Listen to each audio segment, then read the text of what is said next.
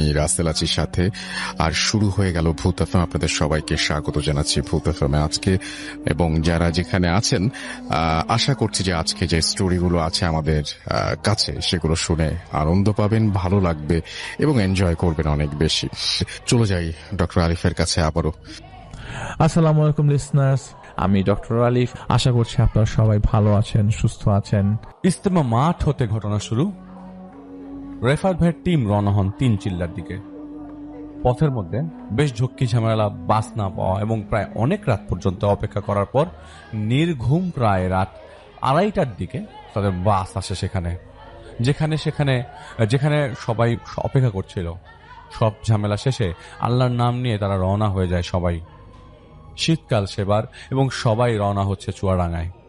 রাস্তার মধ্যে হঠাৎ একজন বমি করা শুরু করে।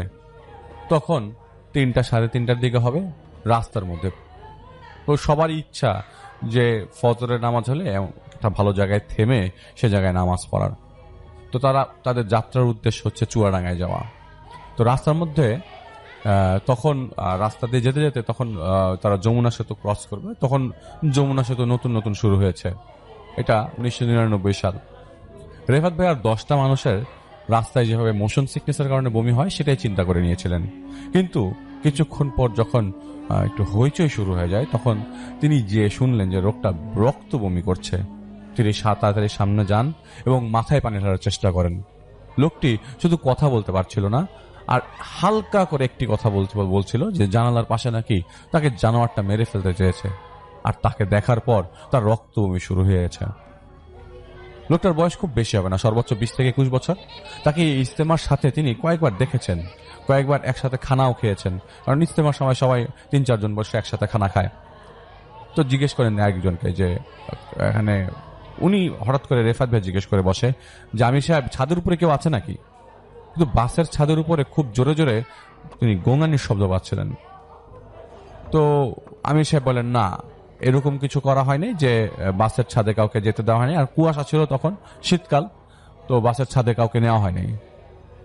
তো আস্তে আস্তে কিছুক্ষণ পর দেখা গেল ফজরের আজান দিচ্ছে, সবাই নামাজের জন্য বাস থামিয়েছে। তো তখন মোবাইলের উদ্ভাবন হয়ে গেছে, কিন্তু তখনও সহজলভ্য ছিল না। তখন চিল্লা মানে ছিল অনেকটা নিরুদ্দেশ হওয়া টাইপ, মানে আপনি খবর দিতে পারেন 2-3 মাস, 1-2 মাস পরে তো খবর পেয়ে যাবে। তো বাস থামানো একটা পেট্রোল পাম্পের কাছে, সেখানে সবাই উজু করে নিয়েছে এবং সেই মানুষটা তখন বাসের মধ্যে বসা, সেই ভাইটা। তো রেফাত ভাই সালাম ফেরাতেই সেই জানালাতে চোখ পড়ে দেখেন জানালার পাশেই সেই লোকটার সামনে সিটে আরেকজন লোক বসা। কিন্তু ওই সিট নামাজ পড়া শুরু করার সময় ওই সিটে যিনি ছিলেন তিনি তো নামাজে চলে এসছেন। বাসে শুধু বসেছিলেন সেই ভাই যিনি অসুস্থ বোধ করছিলেন, তার সাথে আর কেউ ছিল না, যেহেতু জামাত হচ্ছিল।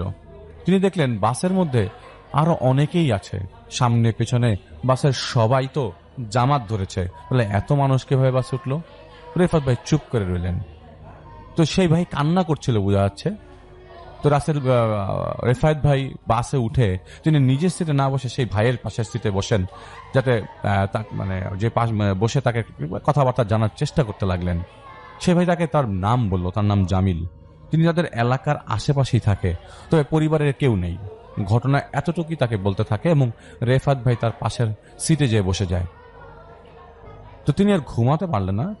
আর এমন জার্নি করার সময় রেফাত ভাই তেমন ঘুম পায় না। তিনি জিকির করতে করতে দেখলেন লোকটা হাসছে, একা একাই হাসছে, আর তার পাশের জন ঘুমাচ্ছে। তিনি অনেকক্ষণ লক্ষ্য করলেন যে লোকটা এক নাগারেই হেসে যাচ্ছে। হাসবার সময় লোকটা জানালার বাইরে তাকায়, আবার ভেতরে তাকায়। তিনি কাউকে ইশারা করছে।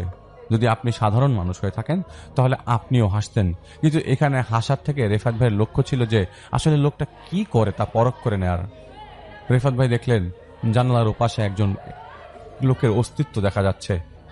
বাসের ভেতরে থাকা লোকজন তখনও মোটামুটি সবাই ঘুম, চারিপাশে তখনও আলো পুরোপুরি ফোটেনি, আর এত প্রশস্ত রাস্তা তখনও ছিল না। তাই কুয়াশার ভেতর দিয়ে আস্তে আস্তে বাস দেখা যাচ্ছিল, বাস যাচ্ছিল, যেহেতু কিছু দেখা যাচ্ছিল না।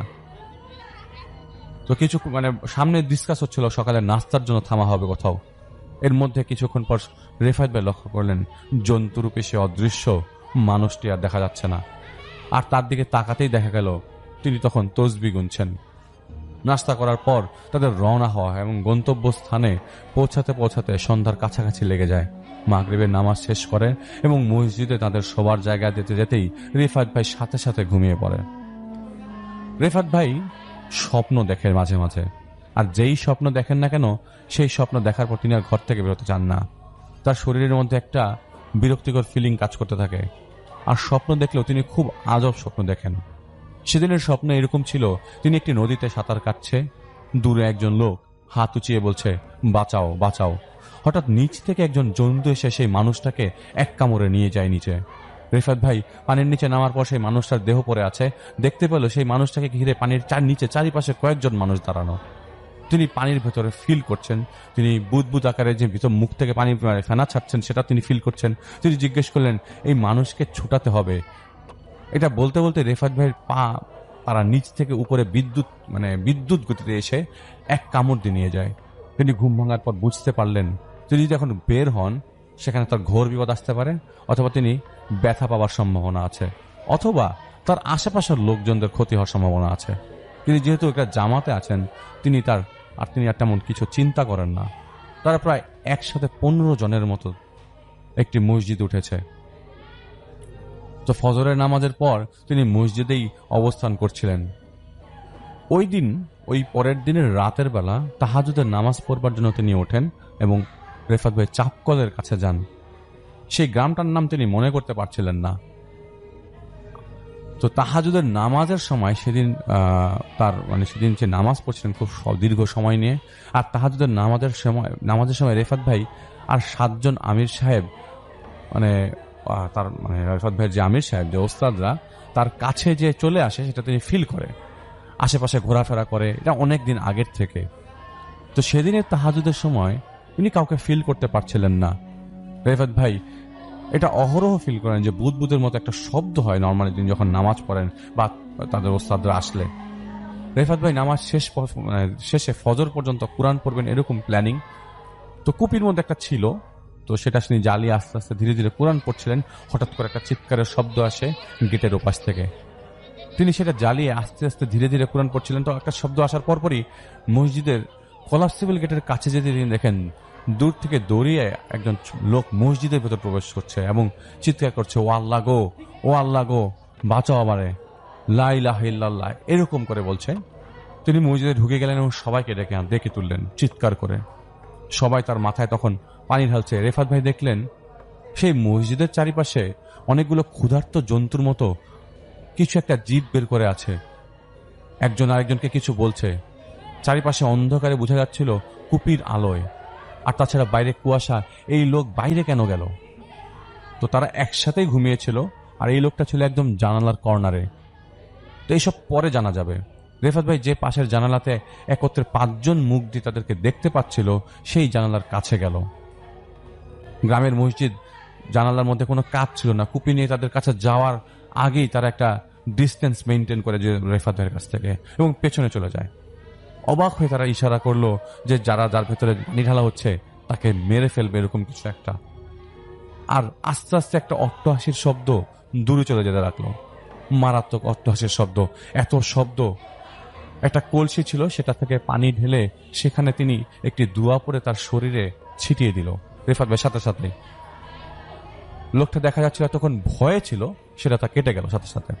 সে লোককে তিনি জিজ্ঞেস করে, লোকটা বলে আমি শুধু আপনাকে বলবো, আমি আর কাউকে কিছু বলবো না। রিফাত ভাই তাকে নিয়ে মসজিদের কলাপসিবল গেটের কাছে যায়। তিনি কথা শুরু করার সময় রিফাত ভাই মসজিদ থেকে 200 গজ দূরে 4-5টা সুপারি গাছ ছিল, সেই গাছগুলো থেকে ফিসফিস শব্দ পরিষ্কার আসছে, সাথে ছিল ঝিঝি পোকার শব্দ। ফিসফিস শব্দটাও রেফাত ভাইয়ের কাছে পরিষ্কার। এই লোকটা এখানে কেন? এরকম কিছু একটা শব্দ। রেফাত ভাই বুঝছিলেন যে তাকে ইন্ডিকেট করে কিছু বলছে। তিনি কয়েকবার তার সাথে কথা বলার সময় তার দিকে তাকানোর সময় তিনি হঠাৎ করে বুঝতে পারলেন, সহ্য করতে পারছেন অবস্থাটা। তিনি তার কপালে হাত দিয়ে দোয়া যখন পড়লেন, তারা কোথায় হারিয়ে গেল আর দেখা গেল না। পিছনে আর লোকজন পিছনে আর সুপারি গাছে যাদের দেখতে পাচ্ছিলেন তাদেরকে দেখা গেল না। এবার কপালের দোয়া পড়তেই লোকটা সুস্থ ফিল করছে। তিনি বললেন, দেখেন, আমি আপনাকে কিছু কথা বলার জন্য এখানে ডেকেছি। আসলে আমি খুব আমি অত সচ্ছল একজন মানুষ না। আমি তাও আল্লাহর রাস্তায় থাকতে চাই, আল্লাহর রাস্তায় কেউ না খেয়ে মরে না, এই কথা আমাকে একজন বলেছে দেখে আমি আল্লাহর রাস্তায় এসেছি। আসলে কিছু কারণ ও ঘটনা আপনাকে বলতে চাই। কিভাবে আমি আপনাকে বলবো সেটা আমি জানি না। আপনি কিছুক্ষণ যাবৎ বাইরে তাকিয়েছিলেন, আমার কাছে মনে হচ্ছে আপনি কিছু দেখতে পাচ্ছিলেন। আপনি যখন আমার কপালে পানি দেন তখন আমি অনেক সুস্থ বোধ করেছি। আপনি যখন বাসের মধ্যে আমার শরীরে পানি দেন আর বাসের মধ্যে আপনি যখন আমাকে দেখছিলেন, ধরছিলেন, তখন আমি খুব সুস্থ বোধ করছিলাম। একটু আগে তিনি তাহাজ্জুদ নামাজের জন্য উঠবে এমন সময় মসজিদের চাপ্পলের পেছনের দেয়াল থেকে হঠাৎ করে তার বোন ডাকতে থাকে তাকে। তিনি প্রথমে অগ্রাহ্য করলেও পরে সাথে সাথে তিনি নিচ থেকে হঠাৎ সেই চাপ্পলের দিকে যায়। তার শরীর তাকে নিয়ে যাচ্ছিল। তিনি বের হয়ে যান এবং গলার স্বরটা আস্তে আস্তে সেই সুপারির গাছের দিকে চলে যায়। তার বোন সুপারির গাছের দিকে চলে যাচ্ছে। তিনি শুনতে থাকেন তার বোন তাকে বলছে, ভাই, ও ভাই, ভাই না আমার, আমাকে তুই নিয়ে যা, আমি শান্তিতে নাই, আমার অনেক কষ্ট, আমার ওরা খেয়ে ফেলবো রে, তুই আমারে পারবি বাঁচাইতে? তুই ছাড়া এই অন্ধকারে আমার আর কেউ নাই রে, তুই আল্লাহর ওয়াস্তে আমারে একটু নিয়ে যা, আমি আর থাকতে পারতেছি না। তো তিনি এই কথাগুলো শোনার পর আর শরীরে শোক, মানে কোনো ধরনের কন্ট্রোল পাচ্ছিলেন না। তিনি সুপারি গাছের পাশ দিয়ে রাস্তার দিকে চলে যায়। তো সুপারি গাছটা ক্রস করতে একটা জঙ্গলের মাঝখান দিয়ে। সেদিন তিনি দেখেন 4-5 জন মহিলা তার বোনের পায়ের আঙ্গুল কাটছে বটি দিয়ে ওই জঙ্গলের ভেতরে। তিনি হঠাৎ করে চিৎকার দেন খুব জোরে এবং চিৎকারের এক পর্যায়ে তিনি দেখেন যে তার পায়ের নিচ থেকে মাটি সরে যাচ্ছে। তিনি দৌড় দেওয়ার সময় দেখেন যতই তিনি দৌড়াচ্ছেন ততই তার মাটি নিচে যাচ্ছে এবং তিনি মাটির নিচে ঢুকে যাচ্ছেন। আর তিনি দেখেন পিছনে তাকিয়ে সেই ক্ষুধার্ত কয়েকজন জন্তু তার বোনের মাথায় কামড় দিয়ে মাথাটা ছিঁড়ে ফেললো শরীর থেকে। তিনি দৌড়াচ্ছেন, কোথায় যাচ্ছেন, কোথায় যাবেন তিনি জানেন না। তিনি দৌড়াতে পিছনে তার মাটি পড়ে যাচ্ছে এবং তিনি দৌড়াতে একটা হুজুর স্বরূপ একজন মানুষ পান। সেই হুজুর তাকে বলে, তুমি মসজিদ থেকে অনেক দূরে চলে এসেছো, তুমি এক কাজ করো, এই দোয়াটা পড়ো আর গাছের এই ডালটা তোমার হাতে নাও, ধীরে ধীরে এগোতে থাকো, আমার পেছন পেছন আসবে, মসজিদের কাছ পর্যন্ত তোমাকে আমি এগিয়ে দিয়ে চলে যাব। সেই হুজুর বললেন, দেখো আমার পেছনে পেছনে আসবে, কোনো দিকে তাকাবে না, ভয় পেতে পারো, চুপ করে মাথা নিচু করে রাখবে। সেই লোকটা জাহিদ ভাইয়ের মানে ওই ভাইয়ের সামনে ছিল। তো সুপারি গাছের নিচে আসতেই লোকটা হাওয়া হয়ে গেল এবং দৌড়ে চিৎকার দিতে তিনি এখানে চলে এসছে। কারণ ওই সুপারি গাছের কাছে আসতেই যেই লোকটা তাকে বাঁচালো তিনি হঠাৎ করে অদৃশ্য হয়ে গেল। এটা দেখার পর তিনি ভয় পেয়ে যান। তো শুরুর দিকের ঘটনা, তো তিনি এই কিছু ঘটনা তাকে বলতে চাচ্ছিল যে এটা তো এখনের ঘটনা, আমি আপনাকে আমার পেছনের কিছু ঘটনা বলতে চাই।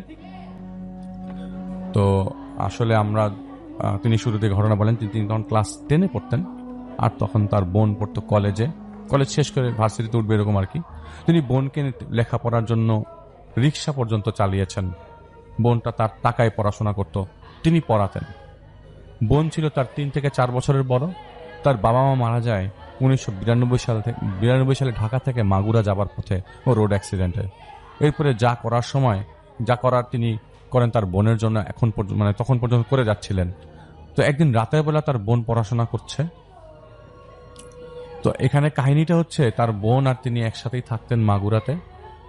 তো ঘটনাটা সেদিনের ঘটনা, যেদিনের ঘটনা তিনি বলছিলেন যে পড়াশোনা করছিল রাত্রেবেলা তার বোন। পড়াশোনা যেদিন প্রথম টের পায় সেদিন পড়াশোনার এক পর্যায়ে তার বোন মৃগী রোগীর মতো কাঁপতে শুরু করে, মাটিতে পড়ে যায়, জিভে কামড় লেগে যায়, একাকার অবস্থা, রক্ত ঠোঁট দিয়ে পড়ছে, একটা সময় বেহুশ হয়ে যায়। আপনারা জানেন মৃগী রোগী যারা সিজার অ্যাটাক আসে তারা এরকম ফিল করে। হাসপাতাল থেকে ডাক্তার বলে সিজার অ্যাটাক হয়েছে, তো আপনার এই বোনের সমস্যার কারণে এটার কারণে এরকম হয়েছে, আপনার বোনের শরীর ভালো হওয়ার পর আপনারা নিয়ে যেতে পারেন। তো তিনি বলেন যে তুই তো অন্য রুমে ঘুমিয়েছিলি। কাহিনী হলো তার বোন তার রুমে পড়াশোনা করছিল। তিনি দেখেন উপরের সিলিং থেকে রক্ত পড়ছে। তার বোন বলছে তুই তো অন্য রুমে ঘুমিয়েছিলি, আর তিনি তার রুমে পড়াশোনা করছিল। তিনি হঠাৎ করে দেখে তার সিলিং থেকে রক্ত পড়ছে এবং তার মুখের উপর রক্ত পড়ছে। তার চুলের মুঠি ধরে উল্টা করে শরীরের উপর কে জানি দাঁড়িয়ে আছে। তার মনে হতে লাগলো ঘরের মধ্যে অনেক মানুষ হাঁটছে, অনেকে হাসছে। তিনি এরপর আর কিছুই মনে করতে পারেনি। তার জিহ্বার অবস্থা খুব খারাপ, তিনি কথা বলতে পারছিল না, কথা বলতে পারছিল না। এইভাবে ভাবতে লাগলেন আসলে তিনি কাহিনী কি। এবং এটা কিন্তু তার বোন হালকা ঠিক হওয়ার পরে হাসপাতালে তাকে ঘটনাটা শেয়ার করে। তিনি একদিন হাসপাতালে তার বোনকে ওই অ্যাটাক হওয়ার পরে রেখেছিলেন। তো সেখানে হাসপাতালে ছোট্ট একটা ক্লিনিক, ওই ক্লিনিকে রেখেছিলেন। এরপর তাকে বাসায় নিয়ে আসা হয়। তো তিনি একজন হুজুরের কাছে যান। তখন এই হুজুররা বেশি রকমের এই হোমিওপ্যাথি এবং হুজুর টাইপের লোকজনের কাছে যাওয়া হয়। তো হুজুর বলেন তুমি সাবধানে থাকো, পরিস্থিতি ভালো না, পারলে বাসাটা ছেড়ে দিও। তারা সেই বাসাটা ছেড়ে দেয় এবং আরো দূরে একটা বাসায় থাকা শুরু করে। কেন বাসায় থাকে, কেন তাদের নিজের বাসায় থাকে না, সেগুলো আমরা পরে বলবো। তিনি আলমারির দোকানে চাকরি করতেন তখন। তো ওইখানে ছোটখাটো চাকরি করতেন। তার বোন টিউশনি করে খুব কষ্টে করে থাকতো, তারা দুজন মিলে খুব কষ্টে থাকতো। এই ঘটনা পেরুবার পর প্রায় সময় বাসার রান্নাঘর থেকে তার বোন খুব উদ্ভট গন্ধ পেত। তাদের ঘরটা ছিল টিনের চাল। তো সেই রান্না করার জন্য তখন চুলা ছিল একটা, আর 2 পরিবারের জন্য একটা চুলা। তারা প্রায়ই বলতো পাশের ভাড়াটিয়াদের যে আপনারা যে ময়লা ফেলেন সেটা এখানে রাখেন না, এখান থেকে সরাই ফেলেন, গন্ধ ছোটে। তো তারা বলে আমরা তো এমন কিছু রাখি না যে এরকম গন্ধ ছোটে। তো তিনি বলে মরা মানুষের গন্ধ। তো এটা প্রমাণ হয় সেদিন যেদিন তিনি গন্ধ পাচ্ছিলেন, পটকা মানুষ পচা গন্ধ, মানুষ মরে গেলে যেরকম গন্ধ আসে সেরকম। সেদিন সাথে সাথে সেই বাড়ির ভাড়াটিয়ার লোকদেরকে ডেকে আনা হয়। তারা বলে কই, আমরা তো কোনো গন্ধ পাচ্ছি না। শুধুমাত্র তারা না, তারা আরো কয়েকজন লোক ডেকে নেয়, কিন্তু কেউ গন্ধ পাচ্ছিল না, কিন্তু গন্ধ পাচ্ছিল সেই আপুটা। তিনি বুঝতে পারছিলেন না এই ঘটনা কেন তার সাথে ঘটছে। কয়েকদিনের মধ্যে তিনি একটা স্বপ্ন দেখেন, তার বোন। সেই স্বপ্নের মধ্যে তার বাবা মা তার কাছে আসে, বলে চল তুই আমাদের সাথে, এখানে তোর অনেক কষ্ট হচ্ছে। তো তিনি তার ভাইকে এই বিষয়টা বলেন। তো তিনি কিছু বুঝতে পারেন, তার ভাই কিছু বুঝতে পারেনি। তো একদিন রাতের বেলা তার বোনের রুম থেকে হঠাৎ করে চিৎকার শোনে, অসম্ভব চিৎকার। তার বোনের অবস্থা খুব খারাপ হয়ে যায়। স্যাভলনের যে টিউব ছিল, সেই টিউবটা ছিল আগে স্টিলের, এখন টিউবটা প্লাস্টিকের, কিন্তু আগে সেটা স্টিলের ছিল। সেই টিউব দিয়ে তার হাত কেটে রক্ত ফিনকি দিয়ে পড়ছে। সেই রক্ত তিনি গামছা হাতের কাছে পাওয়ার পরও সেটা আটকানোর চেষ্টা করছে, কিন্তু কিছুতেই আটকাতে পারছে না। তার বোন একটা সময় অজ্ঞান হয়ে যায়। রক্ত কমে গেলে এমনিতেই অজ্ঞান হয়ে যেতে পারে, যেটা মেডিকেলের ভাষায় বলে হেমোরেজিক শক। তাদের বাসার কাছেই একটা ক্লিনিক ছিল, সেইখানে আবারও তাকে নিয়ে যাওয়া হয় এবং ব্যান্ডেজ করে তাকে হাসপাতালে নিয়ে যাওয়া হয়, সদর হাসপাতালে। এবং হাসপাতালে নেওয়ার পরে তাকে অপারেশনের মাধ্যমে তার রগ সেলাই করে ঠিক করা হয় এবং পরে বেডে শিফট করা হয়। তো ইতিমধ্যে তিনি কিছু আত্মীয়দের জানিয়েছেন, কিন্তু কোনো আত্মীয় কখন তাদের বিষয়ে কোনো ধরনের সাহায্য করে নাই। তাই তারা আর কোনো আত্মীয়দের কোনো কিছু জানাই নাই তেমন একটা। তার বন্ধু কয়েকজন জানতো, এবং তার বয়সী বা কাকে কি জানাবে। তার বোন জ্ঞান ফেরার পর বলছিল তিনি পড়াশোনা করছিলেন, হঠাৎ একজন লোক তার কাছে আসে। তিনি তাকে বলতে থাকে তোর বাবা মাকে তোরা কষ্ট দিয়ে মেরেছিস, তোরা তো দোষারোপ, মানে তাকে দোষারোপ করে, তুই তোর বাবা মার জন্য দায়ী, তোকে বেঁচে থাকতে হবে না। আর আশেপাশ থেকে কয়েকজন লোক কথা বলছিল যে তুই মরবি, তোকে তো মরতে হবে, তোর অস্তিত্ব আর থাকবে না, তোর রক্ত খাওয়ার পরে আমাদের কাজ শেষ হবে। কি রে, তোর হাতটা দেখি। তিনি দেখলেন তিনি নিজেই, তার কাছে একটা ছুরি ছিল, সেই ছুরি দিয়ে তার হাত কাটে। এরপরে স্যাভলনের কৌটা তিনি হাতে নেন হাত কাটার জন্য। এরপর থেকে তার এই অবস্থা। তো তিনি তখন বলে যে আমাদের সাথে যেটা ঘটছে, তুই একটা হুজুরকে দেখা, আমার সাথে যেটা ঘটছে আমি সহ্য করতে পারছি না। তার ছোট ভাইকে বলছে একজন হুজুর নিয়ে আয়, সেই হুজুরকে বাসায় নিয়ে যা, দেখ কোনো সমস্যা আছে কিনা। তিনি সেই হুজুরের কাছে আবার যায়, তাকে আর পাওয়া যায় না। তিনি অনেক দূর থেকে একজন কবিরাজ নিয়ে আসে। তো কবিরাজ বলতে তিনি ওই লোকটা একটা পাগল কিসিমের মানুষ ছিল। তিনি তাদের সাথে তার বাসায় যান। তার বোন তখন হাসপাতালে। বাসায় কবিরাজ ঢোকার পর বলেন তোদের সাথে খারাপ সঙ্গ আছে, তোদের শেষ করার জন্য খারাপ সঙ্গ ঘোরাফেরা করছে, যখন চান্স পাবে তোদের শেষ করে দিবে, আয় তো দেখি। এই বলে তিনি তার বোনের বিছানা তোলে। তো বিছানার খাটের ওই জাজিম তুলতেই তিনি দেখেন ছোট ছোট হাড়গোড় ব্যাঙের। পরে জানা যায় পরে দেখা যায় যে ব্যাঙের হাড়গোড়ের সাথে সাথে কর্নারে কর্নারে অসংখ্য তাবিজ। সেই তাবিজের ভেতরে কি লেখা ছিল তিনি তা বোঝেননি। তো তাবিজগুলো আগুনে দেওয়ার সাথে সাথেই খুব জোরে জোরে শব্দ হচ্ছিল। তো কবিরাজ চলে যাওয়ার পর বেশ কিছুদিন তাও তারা বছরখানেক বেশ ভালো ছিল তার বোনের, আর বছরখানেক কোনো প্রবলেম হয় নাই। তারা সেই বাসায়ও ছেড়ে দিয়েছিলেন এবং নতুন বাসায় ওঠেন। একটা সময় নতুন বাসায় তারা ঢাকায় চলে আসে এবং জীবিকার তাগিদে ঢাকায় চলে আসতে হয় তাদের। মুগদার আশেপাশে তিনি তার বোনকে নিয়ে থাকা শুরু করেন এবং একটা বিশ্ববিদ্যালয়ে তিনি তার বোন পড়ার সুযোগ পায়। তার বোন শুরুর দিকে হোস্টেলে থাকলেও পরে তারা যে বাসা ভাড়া করেছিলেন সেই বাসা ভাড়া করে থাকা আরম্ভ করেন, কারণ হোস্টেলে তার মুভমেন্ট এবং তার চলাফেরা তার নিজেরই ভালো লাগছিল না। তার মনে হচ্ছিল তিনি অন্যকে ডিস্টার্ব করছেন। কয়েকদিন হোস্টেলে থাকার পরে তিনি চলে আসেন। তাদের 2 রুমের বাসা, তখন ভাড়া কম ছিল এবং তার বোন তার বান্ধবীদের বোন ও ভাইদেরকে পড়াতেন, কয়েকজন বান্ধবীর। তো তখন কিছু টাকা পয়সা আসতো, ভালো চলছিল। আত্মীয়দের তখন খোঁজ খবর নেওয়ার ফ্রিকোয়েন্সি বেড়ে যায়। তার আত্মীয় স্বজন তাকে তার বোনের বিয়ের কথা জানান। ঢাকায় তিনি মিশুক চালাতে শুরু করেন। তিনি পড়ালেখা আর কন্টিনিউ করতে পারলেন না। ড্রাইভিং শিখে তখন তিনি মিশুক চালাতেন এবং চলে যেতেন, এটা দিয়ে মোটামুটি তাদের চলে যেত। বিয়ের কথাবার্তা এদিক সেদিক থেকে আসতে শুরু করে। তার বোন পড়াশোনা শেষ করে বিয়ে করবেন এরকম জানিয়ে দেন। তার বোনের পড়াশোনা করার খুব ইচ্ছা ছিল। আমি বলবো না কোন বিশ্ববিদ্যালয়ের ছাত্রী তিনি। এটা 1992 পরের ঘটনা এবং 95 থেকে 97 দিকের ঘটনা। এরকম সময় শীতের মধ্যে রমজান, 2য় অথবা 3য় রমজানে তখন সাহারির জন্য উঠবে। হঠাৎ এই ভাই লক্ষ্য করলেন জানালা দিয়ে তার রুমের ভেতর দিয়ে অন্ধকারের মধ্যে তার বোনের রুমের মধ্যে নিঃশব্দ বোরকা পরা কয়েকজন মানুষ ঢুকলেন। তিনি পরিষ্কার আবছা অন্ধকারে পরিষ্কার দেখতে পারেন। তিনি ধীরে ধীরে তার বোনের রুমে নক করে রাতের বেলা, যেহেতু কোনো শব্দ পাওয়া যায় না, তার বোন কোনো শব্দ করছে না, তিনি সেই উঠে বসেন এবং সেদিন রাতের বেলা সেহরির সময় তার বোনকে তুলতে গেলে তার বোনের রুমের লকটা ভেতর থেকে করা। তিনি অনেক জোরে জোরে ধাক্কাধাক্কি করলেও ভেতর থেকে কোনো সারা শব্দ আসে না। খাওয়া দাওয়া সব তার বোনের রুমেই, কোনো শব্দ নেই তার বোনের রুম থেকে। তিনি সেই দরজা ভাঙার চেষ্টা করলে তার বোন হঠাৎ দরজা খোলে। তিনি দেখেন তার বোন তার বোন ঘুমে, এরকম কখনো হয় না নর্মালি। তার বোন দরজা খুলে জিজ্ঞেস করে, কিরে তুই কখন এলি, কখন আসলি? তো তিনি বুঝলেন তার বোনের মাথায় ঠিক নাই, কারণ রাত্রেবেলা তিনি বাসায় ঘুমিয়েছিলেন। তার আবার ঝামেলা শুরু হয়েছে। তিনি দরজা খুলে লাইট দিতেই দেখেন তার বোন মাথা ধরে পড়ে যায়। কোনো কিছু আহামরি সেদিন ছিল না, কিন্তু তার বোনের শরীর ভারী লাগা শুরু করে দেয়। হাসপাতালের ওষুধ খেয়ে বাসায় হাসপাতালে যায় এবং ওষুধ দেয়। তো তারা আবার বাসায় চলে আসে। পরের দিন তার এক বন্ধুর বাবা তাকে একজনের খোঁজ দেয়। সেই হুজুর তাকে পুরান ঢাকার কোনো এক স্থানে গিঞ্জি, সেই স্থানে যাওয়ার পরে সেই লোক বলে, দেখো তোমাদের সামনে ঘোর বিপদ, তুমি তোমার বোনকে এই পানিটা খাইয়ে দেখো, চোখে চোখে রেখো, চেষ্টা করো সে যেন কিছুতেই বাইরে না যায়। তার কথা মতো কাজ শুরু হয়ে যায়। 4-5 দিন পর, সেদিন 8ম রমজান, রাতের বেলা তিনি দরজা নক করছেন। সেদিনের মতো তিনি দরজা খুলছেন না, এবার তো আরো খুলছেন না। এক পর্যায়ে ঘরের ভেতরে সেদিন বাড়িওয়ালা কোনো একটা কারণে শাবল 2 দিন যাবত তার বাসায় রেখেছিল। সেই শাবল দিয়ে তিনি দরজা ভাঙার চেষ্টা করেন এবং ভাঙেন। দরজা খুলে দেখেন তার বোন ফ্যানের সাথে ঝুলছে।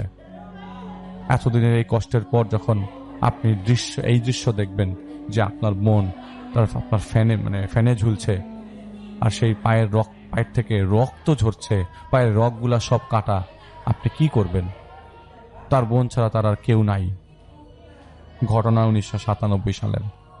তার বোনের লাশ নিয়ে যাওয়া হয় আজিমপুরের গোরস্থানে এবং সেখানে দাফন করা হয়। আজও আজিমপুর গোরস্থানের মাঝামাঝি সেই কবরস্থানে তিনি যান। তো দাফন করার সময় শুধু তার বন্ধু ছাড়া পরিবারের আর কেউই ছিল না। তার বোন যেদিন মারা যায় সেদিন থেকে তার বাসার ভেতরে শুধু তিনি তার বোনের শব্দ পেতেন। যেভাবে তার বোন হাঁটত, ঠিক সেই হাঁটার শব্দ। প্রথম তিনি চিন্তা করেছিলেন মানুষ মারা গেলে হয়তো হ্যালুসিনেশন থেকে এরকম হতে পারে, এবং প্রথম তিনি ভয়ও পেয়েছেন। এরপর থেকে সত্যি ভয় পাওয়া শুরু করেন। আস্তে আস্তে তার বোন তার স্বপ্নে আসা শুরু করে, প্রায়ই দেখা দেয়। আর সবসময় তার ঠোঁট বেয়ে রক্ত ঝরা অবস্থায় তিনি তার বোনকে স্বপ্নে দেখেন, যা ছিল ভয়ঙ্কর। তিনি ঘেমে প্রায় সময় এরকম ঘুম থেকে জেগে উঠতেন। তার বোন মারা যাবার পর মসজিদে কাটাতে শুরু করেন তিনি। এসব শব্দ থেকে বাঁচার জন্য প্রায়ই মসজিদে ঘুমিয়ে পড়তেন তিনি। সেই বাসা ছেড়ে তিনি আরেক বাসায় ওঠেন, একা থাকা শুরু করেন। তার বয়স তো খুব বেশি না। এই অল্প বয়সে তিনি এই কষ্টের কথাগুলো তার কয়েকজন বন্ধু ছাড়া আর কাউকে বলতে পারেননি। একদিন এক জায়গায় খাবার খাওয়াবে, সেখানে গেলে একজন পীরের সাথে তার দেখা হয়। প্রথমে পীর তাকে বলেছে যে তোমাদের সাথে তোমার শত্রু জুড়ে আছে, তোমার শত্রুরা তোমাকে মেরে ফেলতে চায়, তুমি একবার আসো আমার এখানে। কিন্তু কাজের জন্য তিনি আর যান না এবং ঠিকানাটাও ভুলে যায়। সেই থেকে তিনি প্রায় সময় ভুলে যায় তিনি কোথায়, তিনি মনে করতে পারেন না। প্রায় তিনি তাকে নিজেকে অন্য জায়গায় আবিষ্কার করে, তিনি যে জায়গায় ছিলেন সে জায়গা থেকে ভুলে যান। পরে যখন আবিষ্কার করেন তখন তার মাথা খারাপ হয় যে আমি এখানে কেন। তাকে কে যেন ভয় দেখায় প্রায় সময়, তার বোনের ভয়েস তিনি প্রায় শুনতে পান। কেন তার বোন মারা গেল, কেন তিনি গলায় ফাঁসি দিলেন, এই জিনিসগুলো তিনি বের করতে পারেন নাই। পুলিশকে কি জানাবে? টাকা পয়সার বিষয় আছে, লোকজন জানাজানি হয়ে গেলে দাফন নিয়ে ঝামেলা করবে।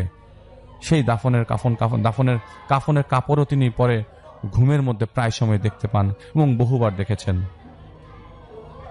ফজরের আজান হচ্ছে মসজিদ থেকে।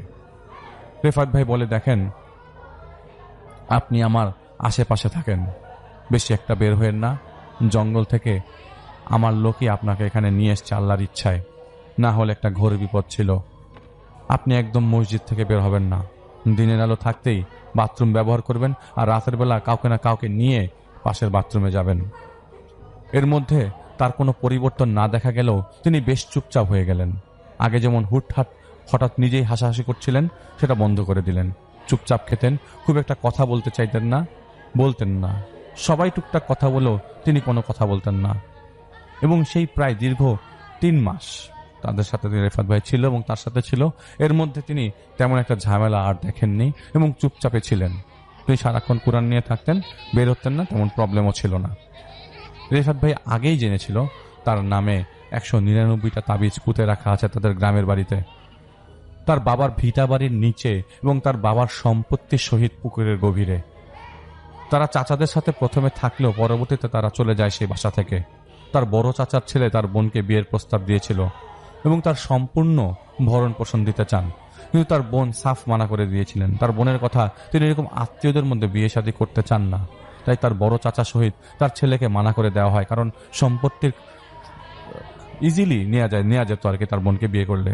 এরপরে তারা সেখান থেকে চলে আসে, কারণ তারা তার সাথে খারাপ ব্যবহার শুরু করে দেয়। প্রথমে ওই মারা যাওয়ার সময় একটু ভালো চোখে দেখে, পরে আর কেউ তাদের সাথে তেমন একটা কথা বলতো না। এক পর্যায়ে সেখানে থাকলে কাজকর্ম কিছুই হতো না, তারা সেখান থেকে বের হয়ে যায়।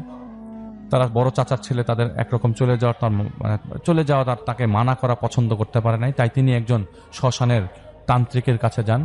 সেই তান্ত্রিকের কাছে গেলে তার বাবাকে নিয়ে যায় এবং তার বাবা ছেলে মিলে তাদের শেষ করে দেওয়ার জন্য ফোন দিয়াটে। আস্তাগফিরুল্লাহ। মানুষের খারাপ হওয়ার নেচার এবং সম্পত্তির লোভ কত খারাপ দিকে নিয়ে যেতে পারে। তার বোন ফাঁসি দিয়ে মারা যায়নি, 3 জন মহিলা জিনদের চালান দিয়ে তাকে উদ্বুদ্ধ করা হয় ফাঁসির জন্য। ফাঁসির সময় তার বোন কিছুই জানতো না এবং সে চলে যায় এই দুনিয়া থেকে তার অজান্তেই। তার বোনের ভয়েস নিয়ে কথা বলে সেই 3টা মহিলা জিন, এরা মানুষের রক্ত খায়। তার বোন মারা যাওয়ার পর তার বোনের শরীর ধবধবে সাদা ছিল, কেউ বোঝেনি, কেউ কিছুই বোঝেনি। তাদের কাজ তারা করে নিয়ে গেছে। আর এই ভাইকে শেষ করে দেওয়ার জন্য আরো 2জন জিন চালান দেওয়া হয়। তাকেও ধুকে ধুকে মেরে ফেলা হবে, যাতে কোনোভাবে গ্রামের এই সম্পত্তি কোনোভাবে তারা সেজন্য ক্লেম করতে না পারে। রেফাত ভাইয়ের কিছু বলতে হয়নি, তার ওস্তাদরা আর কিছু শুনতেও চায়নি কি করতে হবে। কিছু মানুষের উপকার এমনি করতে হয়। পরের দিন তাদের সাথে কথা বলে রেফাত ভাইকে জানিয়ে দেওয়া হয় তার সাথে কি হয়েছে। রেফাত ভাইকে তার ওস্তাদরা জানিয়ে দেয়। আসলে তারা 3 জন মহিলা জিনের লোক এবং তারা চলে যাবে, কিন্তু ওই জিনের সাথে রেফাত ভাইয়ের ওস্তাদরা কথা বলে, সবাই কথা বলে। তারা বলেছে তারা চলে যাবে, কিন্তু সেই মহিলা জিন তাদের নাও ছাড়তে পারে। তাদের সাথে কথা বলা দরকার, কারণ ওই বর্তমানে যে 2 জন ছিল তারা চলে যাবে, কিন্তু ওই মহিলা জিনগুলোকে সরানো যাচ্ছিল না। তো তাদের সাথে কথা বলা দরকার, এই জন্য এই ভাইকে লাগবে। তো তিনি তাকে জানান যে ঢাকায় যাওয়ার পর আপনার সাথে আমার দেখা করতে হবে। তো ঢাকায় যাওয়ার পরে রেফাত ভাই ওই ভাইকে সবকিছু খুলে বলেন এবং তিনি রাজি হন। কুরআন শরীফ থেকে তখন সেদিন একটা সূরা পড়তে পড়তে তাদেরকে কিছু নিয়ম পালনের মাধ্যমে ভেতরে নেওয়া হয়। ওই মুহূর্তে সেই ভাইয়ের, জামিল ভাইয়ের পরিচিত এক ভাই সে সময় উপস্থিত ছিল, কারণ একজন লোক সাথে থাকলে সুবিধা হয় কি না কি হচ্ছে তা পর্যবেক্ষণ করার জন্য, এবং সে পরিচিতই হবে এবং সে সব ঘটনা জানেন। সেই 3 জনের একজন মহিলাকে ডাকা হয় সেই ভাইয়ের ভেতরে। তো মহিলার অনেকক্ষণ আস্তে আস্তে কিছুক্ষণ পর তার শরীরের ভেতর থেকে মহিলাদের মতো শব্দ আসতে থাকে। এরপর জানা গেল যে যেই লোক শ্মশান থেকে তাদেরকে এখানে পাঠিয়েছে সে আর বেঁচে নাই, তার কাছে কিছু জিনিস আছে, সেই জিনিস সহ পুকুরের মধ্যে কিছু জিনিস রাখা আছে। তো সেই সব তাবিজ উঠালেই তারা এখান থেকে যেতে পারবেন, নাহলে তারাও এখানে আটকানো। দীর্ঘ 1 মাস যাওয়ার পর উঠানোর চেষ্টা করা হয়। সেই পুকুরের পানি সরিয়ে ফেলার সময় তো আরো হুলস্থুল কাণ্ড। সেই পুকুরের পানি সরাতে দিবে না কিছুতেই। এলাকার মাতবর ডেকে অনেক কষ্টে কিছু বুঝিয়ে সেই পুকুরের পানি সরানো হয়। পরে সে কোনো রকম সেই পানি সরিয়ে সেই পুকুর থেকে 111টি তাবিজ পুঁতে রাখা অবস্থায়, জট বাঁধা অবস্থায় উদ্ধার করা হয় এবং সেটা উদ্ধার করানোর জন্য অনেক প্রসিডিওর করা হয় এবং এটার হেল্প করে শুধুমাত্র ওস্তাদরা রেফাত ভাইয়ের। এবং ভিটার নিচে পাকা করে তখন ফেলা হয়েছে, তারা দখল করে ফেলেছে সবকিছু। সেই পাকা ভেঙে, ভিটাটা পাকা ছিল, সেই পাকা ভেঙে সেখান থেকে বাকি 88টা তাবিজ উদ্ধার করা হয়। রেফাত ভাই ফিল করেছেন কিছু একটা এতক্ষণ ছিল, সেটা আর নেই, চলে গেছে। তিনি ঢাকায় আসেন এবং তার সাথে দেখা করলে বোঝা যায়, আপনি বুঝবেন আশেপাশের লোকজন যদি অসুস্থ থাকে, তাকে যদি কয়েকদিন পরে দেখেন আর সে যদি সুস্থ হয়, আপনি বুঝে যাবেন। বুঝে যাচ্ছিল যে তিনি সুস্থ। এই প্রথম তাকে হাসতে দেখা গেল। রেফাত ভাই তার হাসি দেখে আশ্বস্ত হলেন এবং সেখান থেকে চলে গেলেন। এরপরে আর তার সাথে কোনো কন্ট্যাক্ট হয় নাই। আসলে রেফাত ভাই তার সাথে বেশি, মানে এরকম না যে তার বয়স খুব বেশি, এবং তার মধ্যে একটা মায়াবী চেহারা এবং আল্লাহর প্রতি ভালোবাসা এবং আল্লাহর রাস্তা দেখে রেফাত ভাই তাকে সাহায্য করার চেষ্টা করেছে। আসলে আল্লাহ সাহায্য করেছে রেফাত ভাইয়ের মাধ্যমে। তাই যত বিপদ আসুক না কেন, আমরা উপরে স্মরণ করি, রাস্তা আল্লাহ তাআলা এমনি বের করে দিবেন। তো এই ছিল ঘটনা এবং আশা করছি আপনাদের ঘটনাটা ভালো লাগবে। ভালো লাগছে, আপনারা বেশি বেশি কমেন্ট করতে থাকুন। এখন যেটা করব সেটা হচ্ছে সরাসরি চলে যাব আমরা আমাদের প্রথম অতিথি হিসেবে আছেন আজকে আফনান ভাই, তার কাছে চলে যাব এবং তার কাছ থেকে একটা ঘটনা শুনে আসবো। আশা করছি যে এই ঘটনাটা আপনাদের অনেক বেশি ভালো লাগবে। চলুন শুরুতেই চলে যায় আফনান ভাইয়ের কাছে। প্রিয় লিসেনার্স, এই মুহূর্তে যেই স্টোরিটি আমি শেয়ার করতে যাচ্ছি, এটি আমাকে দিয়েছেন আবিদ নামে আমাদের একজন লিসেনার। চমৎকার একটি স্টোরি আমাদেরকে দিয়েছেন। এই স্টোরিটি মূলত তার দাদার সঙ্গে ঘটে যাওয়া একটি ঘটনা।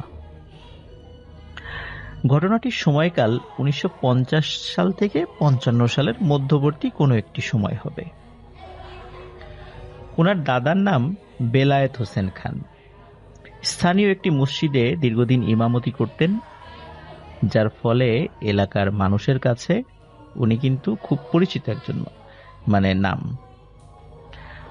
উনি বিয়ের পরে শ্বশুর বাড়িতে একবার শ্বশুরের অসুস্থতার খবর শুনে দেখতে যান এবং ওই দেখতে যাওয়ার সময় এবং ফিরে আসার সময় ভয়ানক কিছু ঘটনা ঘটে।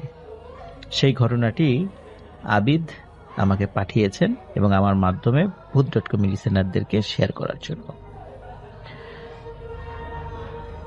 এই ঘটনাটির যে স্থান, এটি মানিকগঞ্জ জেলা। মানিকগঞ্জ জেলার গড়পাড়া উপজেলার হরগজ নামক একটি জায়গায় বা গ্রামে এই আবিদের দাদা বিয়ে করেন। আর আবিদের দাদার মেইন যেই গ্রামটি, এই গ্রামের নাম হচ্ছে চরগড়পাড়া। চরগড়পাড়া থেকে হরগজ গ্রামে যাওয়ার ক্ষেত্রে মধ্যবর্তী জায়গায় বুড়িগঙ্গা নদীর একটি নালার মতো একটা জায়গা পড়ে। তো এই নদী কেন্দ্রিকও আমাদের আজকে কিছু বিষয় আমরা ঘটনা শুনতে পাবো। প্রিয় লিসেনার্স, আর কথা না বাড়িয়ে সরাসরি চলে যাচ্ছি ঘটনাতে। শুরুতেই বলেছি ঘটনাটির সময় 1950 সাল থেকে 55 সালের মধ্যে কোনো একটি সময়। কোনো এক বিকালে আবিদের দাদা বেলায়েত হোসেন খান, উনি খবর পান ওনার শ্বশুর খুব অসুস্থ। তো যেহেতু উনি নতুন বিয়ে করেছেন আর ওনার ওয়াইফ আবিদের দাদি, উনিও স্বামীর বাড়িতে নতুন এসেছেন, যার কারণে স্বাভাবিকভাবে বাবার অসুস্থতার খবরে তিনিও খুব বিচলিত হয়ে পড়েন। উনিও কান্নাকাটি শুরু করেন যে উনি বাবাকে দেখতে যাবেন, কিন্তু আবিদের দাদা উনি তাকে বুঝান যে আমি আগে দেখে আসি অবস্থা কেমন, মনে হয় অতটা সিরিয়াস না, আমি একাই যাচ্ছি, তুমি বাড়িতে থাকো, রাত্রেবেলা এখন যাওয়ার দরকার নেই। এখানে একটা বিষয় বলে রাখি যে চরগড়পাড়া থেকে হরগজ গ্রামের দূরত্ব পায়ে হাঁটা পথ প্রায় 1.5 ঘন্টার মতো। তো যেহেতু 1.5 ঘন্টা খুব একটা বেশি সময় নয়, এশার নামাজ পড়ে উনি হরগজ গ্রামের দিকে রওনা দেন। এমনিতেই তো গ্রামে আসলে ওই সময় ইলেকট্রিসিটি ছিল না, আর এশার নামাজের পরেই চারিদিকে শুনশান নীরবতা। আগের দিনে মানুষ হারিকেন বা কুপিবাতি কিন্তু রাতের বেলা চলার সময় ব্যবহার করতেন, এবং রাতের বেলা চলার সময় হাতে কিন্তু একটা লাঠি নিয়েও মানুষ বের হতেন, কারণ রাতের বেলা চলাফেরার ক্ষেত্রে অনেক সময় সাপ, কুকুর, শেয়াল এরকম অসংখ্য জিনিস রাস্তার মাঝখানে চলে আসে, আক্রমণ করে বসে, যার কারণে লাঠি নিয়ে সাধারণত চলাফেরা করতে হয়। তো ওখানে যাওয়ার জন্য, হরগজ গ্রামে যাওয়ার জন্য শুধু যে একটি নদী পাড়ি দিতে হয় তা নয়, একটি বিশাল চকও পাড়ি দিতে হয়। আর এমন একটা সময় উনি বের হয়েছেন যে এই রাত্রে মানে নদীটা পার হওয়ার জন্য যে কোনো নৌকা যে পাবেন এটা একটা ভাগ্যের ব্যাপার ছিল, কারণ এই সময় আসলে নৌকা পাওয়ার কথা নয়। তারপরও উনি বের হচ্ছিলেন আর চিন্তা করছিলেন যে বের তো হয়ে গেলাম, আল্লাহর নামে ইনশাল্লাহ পেয়ে যাব নৌকা। এই চিন্তা করে উনি দোয়া পড়তে পড়তে এগোতে থাকেন। যেতে যেতে প্রায় মাইল খানেকের রাস্তা পার করে ফেলেন। চাঁদের আলোয় বেশ স্পষ্টই দেখা যাচ্ছিল রাস্তা, আর হাতে তো হারিকেন ছিলই। হাঁটতে হাঁটতে আবিদের দাদা নদীর পাড়ে এসে পড়েন। এসে কিন্তু যা দেখেন তাতে কিন্তু ওনার মাথায় আকাশ ভেঙে পড়ার মতো অবস্থা। তিনি দেখেন নদীর ঘাটে একটি নৌকাও নেই, এই পাশেও নেই ও পাশেও নেই। কিছুক্ষণ অপেক্ষা করার পর আবিদের দাদা চিন্তা করেন যে এখন আর যাওয়ার কোনো উপায় নেই, বাড়িতে ফিরে যাই। যখন বাড়িতে ফেরার জন্য উল্টো পথ ধরেছেন, মানে আবার চরগড়পাড়ার দিকে রওনা দিয়েছেন, হঠাৎ ওনার পেছনে পানিতে কলকল কলকল শব্দ মানে উনি শুনতে পান। মনে হচ্ছে কিছু একটা জিনিস এসে নদীর ঘাটে থামল। উনি পিছনে তাকিয়ে দেখেন যে ঘাটে একটি নৌকা বাঁধা। উনি দেখে খুবই অবাক হয়ে যান। মাত্র উনি এখানে তাকিয়েছেন, খুব ভালো করে দেখেছেন, এপাশ ওপাশে কোনো নৌকা ছিল না। হঠাৎ নৌকা কোথা থেকে এলো? তো উনি চিন্তা করেছিলেন হয়তোবা রাতের বেলা উনি দেখতে ভুল করেছিলেন। এই চিন্তা করে উনি ভাবলেন যে তাহলে নৌকা যেহেতু পেয়েছি, নৌকায় উঠে পড়ি। নৌকার কাছে গিয়ে দেখেন নৌকাতে কোনো মাঝি নেই। তো উনি চিন্তা করলেন যে হয়তোবা মাঝি নৌকা এখানে রেখে বাড়িতে চলে গেছে, যেহেতু বৈঠা টইটা সবই আছে। তো আর এই গ্রামের যারা মাঝির কাজ করেন তাদের সবাইকে উনি মানে চিনতেন বা জানতেন। তো তখন আর অনুমতি নেওয়ার উনি প্রয়োজন মনে করেননি, যার কারণে উনি চিন্তা করলেন যে এটার অনুমতি কি নিব, যেহেতু নাই, আর খুব ইমার্জেন্সি যেহেতু আমি আসছি, আমি নৌকাটা নিয়ে যাই। তো উনি নৌকাটি নিয়ে পার হওয়া শুরু করেন। খুব বেশি দূরত্বর মানে পথ না, খুবই সামান্য একটি পথ। কিন্তু যখনই উনি নৌকা নিয়ে মানে নিজে নিজে চালিয়ে নদীটা পার হচ্ছিলেন, কিছু দূর যাবার পরে বুঝতে পারেন যে কি ব্যাপার, নৌকাটি কেমন যেন ভারী ভারী লাগছে কেন। তো উনি ভারী ভারী হওয়ার কারণটা উনি এটা ফাইন্ড আউট করেন যে নৌকায় অনেক পানি উঠে গেছে। উনি চিন্তা করেন এতটুকু সময়ের মধ্যে নৌকায় এতখানি পানি উঠে গেল। তো যাই হোক, উনি আসলে চিন্তা করেন যে হয়তোবা নৌকায় হয়তোবা ফাটল থাকতে পারে, একটু ফোঁটা বড় থাকতে পারে, যার কারণে হয়তোবা পানি দ্রুত উঠে গেছে। এই চিন্তা করে উনি মানে হাত দিয়েই পানি সেচে ফেলতে থাকেন। ওদিকে আবার এক হাত দিয়ে মানে কিছু সময় বাইতে থাকেন, কিছু সময় পানি সেচতে থাকেন। যেহেতু পথটা খুব বেশি দূরত্ব ছিল না, অল্প সময়ের মধ্যেই উনি নদীর এই পাশে চলে আসেন, মানে হরগজ গ্রামের কাছাকাছি চলে আসেন। উনি আসার পর চিন্তা করেন যে নৌকা যদি নদীর মধ্যে থাকে তাহলে তো আস্তে আস্তে পানি উঠতে থাকবে, পরে আবার ডুবে যেতে পারে। তো যেহেতু এই নৌকাতেই আমাকে আবার ব্যাক করতে হবে, তো এটাকে কষ্ট করে টেনে পাড়ে তুলে আনি, তাহলে যেটা হবে সেটা হচ্ছে যে আমাকে এর মধ্যে আর পানি উঠবে না, আর যাওয়ার সময় খুব সহজে এটাকে নিয়ে আবার চলে যেতে পারবো। তো অনেক কষ্টে উনি নৌকাটা পাড়ে তুলে রাখেন যাতে আর পানি ঢুকতে না পারে। এরপর আবিদের দাদা হারিকেন নিয়ে আবার হাঁটতে থাকেন। সামনে পড়ে বিশাল একটা চক। এই চক পাড়ি দিয়ে 5 মিনিট হাঁটলেই কিন্তু আবিদের দাদার শ্বশুর বাড়ি। ওনার দাদা একটু ভয় ভয় পাচ্ছিলেন, কিন্তু সেদিকে খেয়াল না করে হাঁটতে থাকেন। কিছু দূর যাবার পরে দেখেন বিশাল একটি খড়ের স্তূপ। গ্রামে অনেকে এটাকে কিন্তু খের বলে চিনে থাকে, আমরা খড় বলি, কিন্তু গ্রামে খের বা খ্যার এই শব্দগুলো ইউজ করা হয় আর কি, যেটা মূলত গো খাদ্য হিসাবে ব্যবহৃত হয়। দাদা সেটিকে পাশ কাটিয়ে চলে যান। কিছুদূর যাবার পর তিনি চারদিক থেকে শিয়ালের ভয়ানক আওয়াজ শুনতে পান। হাতে যেহেতু লাঠি ছিল, শক্ত করে লাঠিটা হাতে আরো শক্ত করে ধরেন এবং আপন মনে হাঁটতে থাকেন, কারণ শিয়ালের শব্দ এটা খুব কমন শব্দ, এটা প্যারানর্মাল কোনো কিছু ভাবার কোনো কারণ নেই। ধীরে ধীরে আবিদের দাদা চকটা পাড়ি দিয়ে মেইন রাস্তায় এসে পড়েন এবং সাহস ফিরে পান। আরেকটু হাঁটার পরেই আবিদের দাদা শ্বশুর বাড়িতে পৌঁছে যান। সবাই আবিদের দাদাকে দেখে কিন্তু অবাক হয়ে যায়, এত রাত্রে দাদা একা একা এসেছে। তাই সবাই দাদাকে বকতে থাকেন আর বলেন যে রাতটা থেকে কাল সকালে আসতা। কিন্তু আবিদের দাদা বলেন যে না, আসলে শ্বশুরের অসুস্থতার খবর শুনে চলে আসলাম, তো আপনাদের মেয়েও কান্নাকাটি করছিল, তো ওকে অনেক কষ্টে বুঝিয়ে শুনিয়ে রেখে এসেছি, এই জন্য আমি আসলাম যে কি অবস্থা দেখার জন্য। তো আবিদের দাদা দেখেন যে ওনার শ্বশুর হাত মুখ ধুচ্ছে, তো উনি বেশ সুস্থ, তখন অবস্থা বেশ ভালোই। তখন যখন দেখলেন যে শ্বশুর বেশ ভালো আছে, তখন আবিদের দাদা বলেন তাহলে আমি এখন বাড়িতে ফিরে যাই, যেহেতু বাসায় আপনার মেয়ে একা রয়েছে, তাছাড়া অনেক কান্নাকাটি করছিল আসার জন্য, রাত হয়ে গেছে, এই জন্য ওকে তো আর আনিনি, তাই এখন চলে যাই, না হলে সে অনেক চিন্তা করবে। এখন এ কথা বলার পরে ওই বাড়ির কেউ আর বাধা দিল না, কারণ সবাই চাচ্ছিল যে রাতটা থেকে যেতে, এত রাত্রে যেন আর কেউ ব্যাক না করে। আসলে তখন খুব যে বেশি রাত তা কিন্তু নয়, চাঁদনি রাত ছিল, কিন্তু খুব বেশি রাত তা নয়। তখন হয়তো বা রাত 10টা বেজেছে, 10টা কি 11টা বেজেছে, আর ফিরে আসতে গেলে আরো 1.5 ঘন্টা সময় লাগবে। কিন্তু গ্রামে রাত 11টা 11:30 কিন্তু অনেক রাত, এটা তো আমরা সবাই জানি, এটা নতুন করে বলার কিছু নাই। তো যাই হোক, যেহেতু সব পরিস্থিতি বিবেচনা করে ওনার শ্বশুর বাড়ির কেউই তাকে আর আসলে বাধা দিলেন না। তবে তারা বললেন যে তোমার শ্যালককে সাথে নিয়ে যাও, ও সকালে ফিরে আসবে, একা একা রাত্রে যেও না। কিন্তু আবিদের দাদা বললেন না, ওর কষ্ট করে এখন আর যাওয়ার দরকার নেই, আমি একাই যেতে পারবো। যদিও উনি মনে মনে একটু ভয় পাচ্ছিলেন, তারপরেও সাহস করে উনি বললেন যে থাক, ওর আর কষ্ট করে যাওয়ার দরকার নেই। হারিকেন এদিকে তেল শেষ হয়ে গেছিল প্রায়, এই জন্য শ্বশুর বাড়ি থেকে হারিকেনে তেলও ভরে দিল। খাওয়া দাওয়া করে আবার রওনা হলেন উনি নিজ বাড়িতে। আর মূল ঘটনা কিন্তু শুরু হয় এই এখন থেকেই। রাত কিন্তু তখন অনেক গভীর, চারদিক নিস্তব্ধ, কোথাও সারা শব্দ নেই।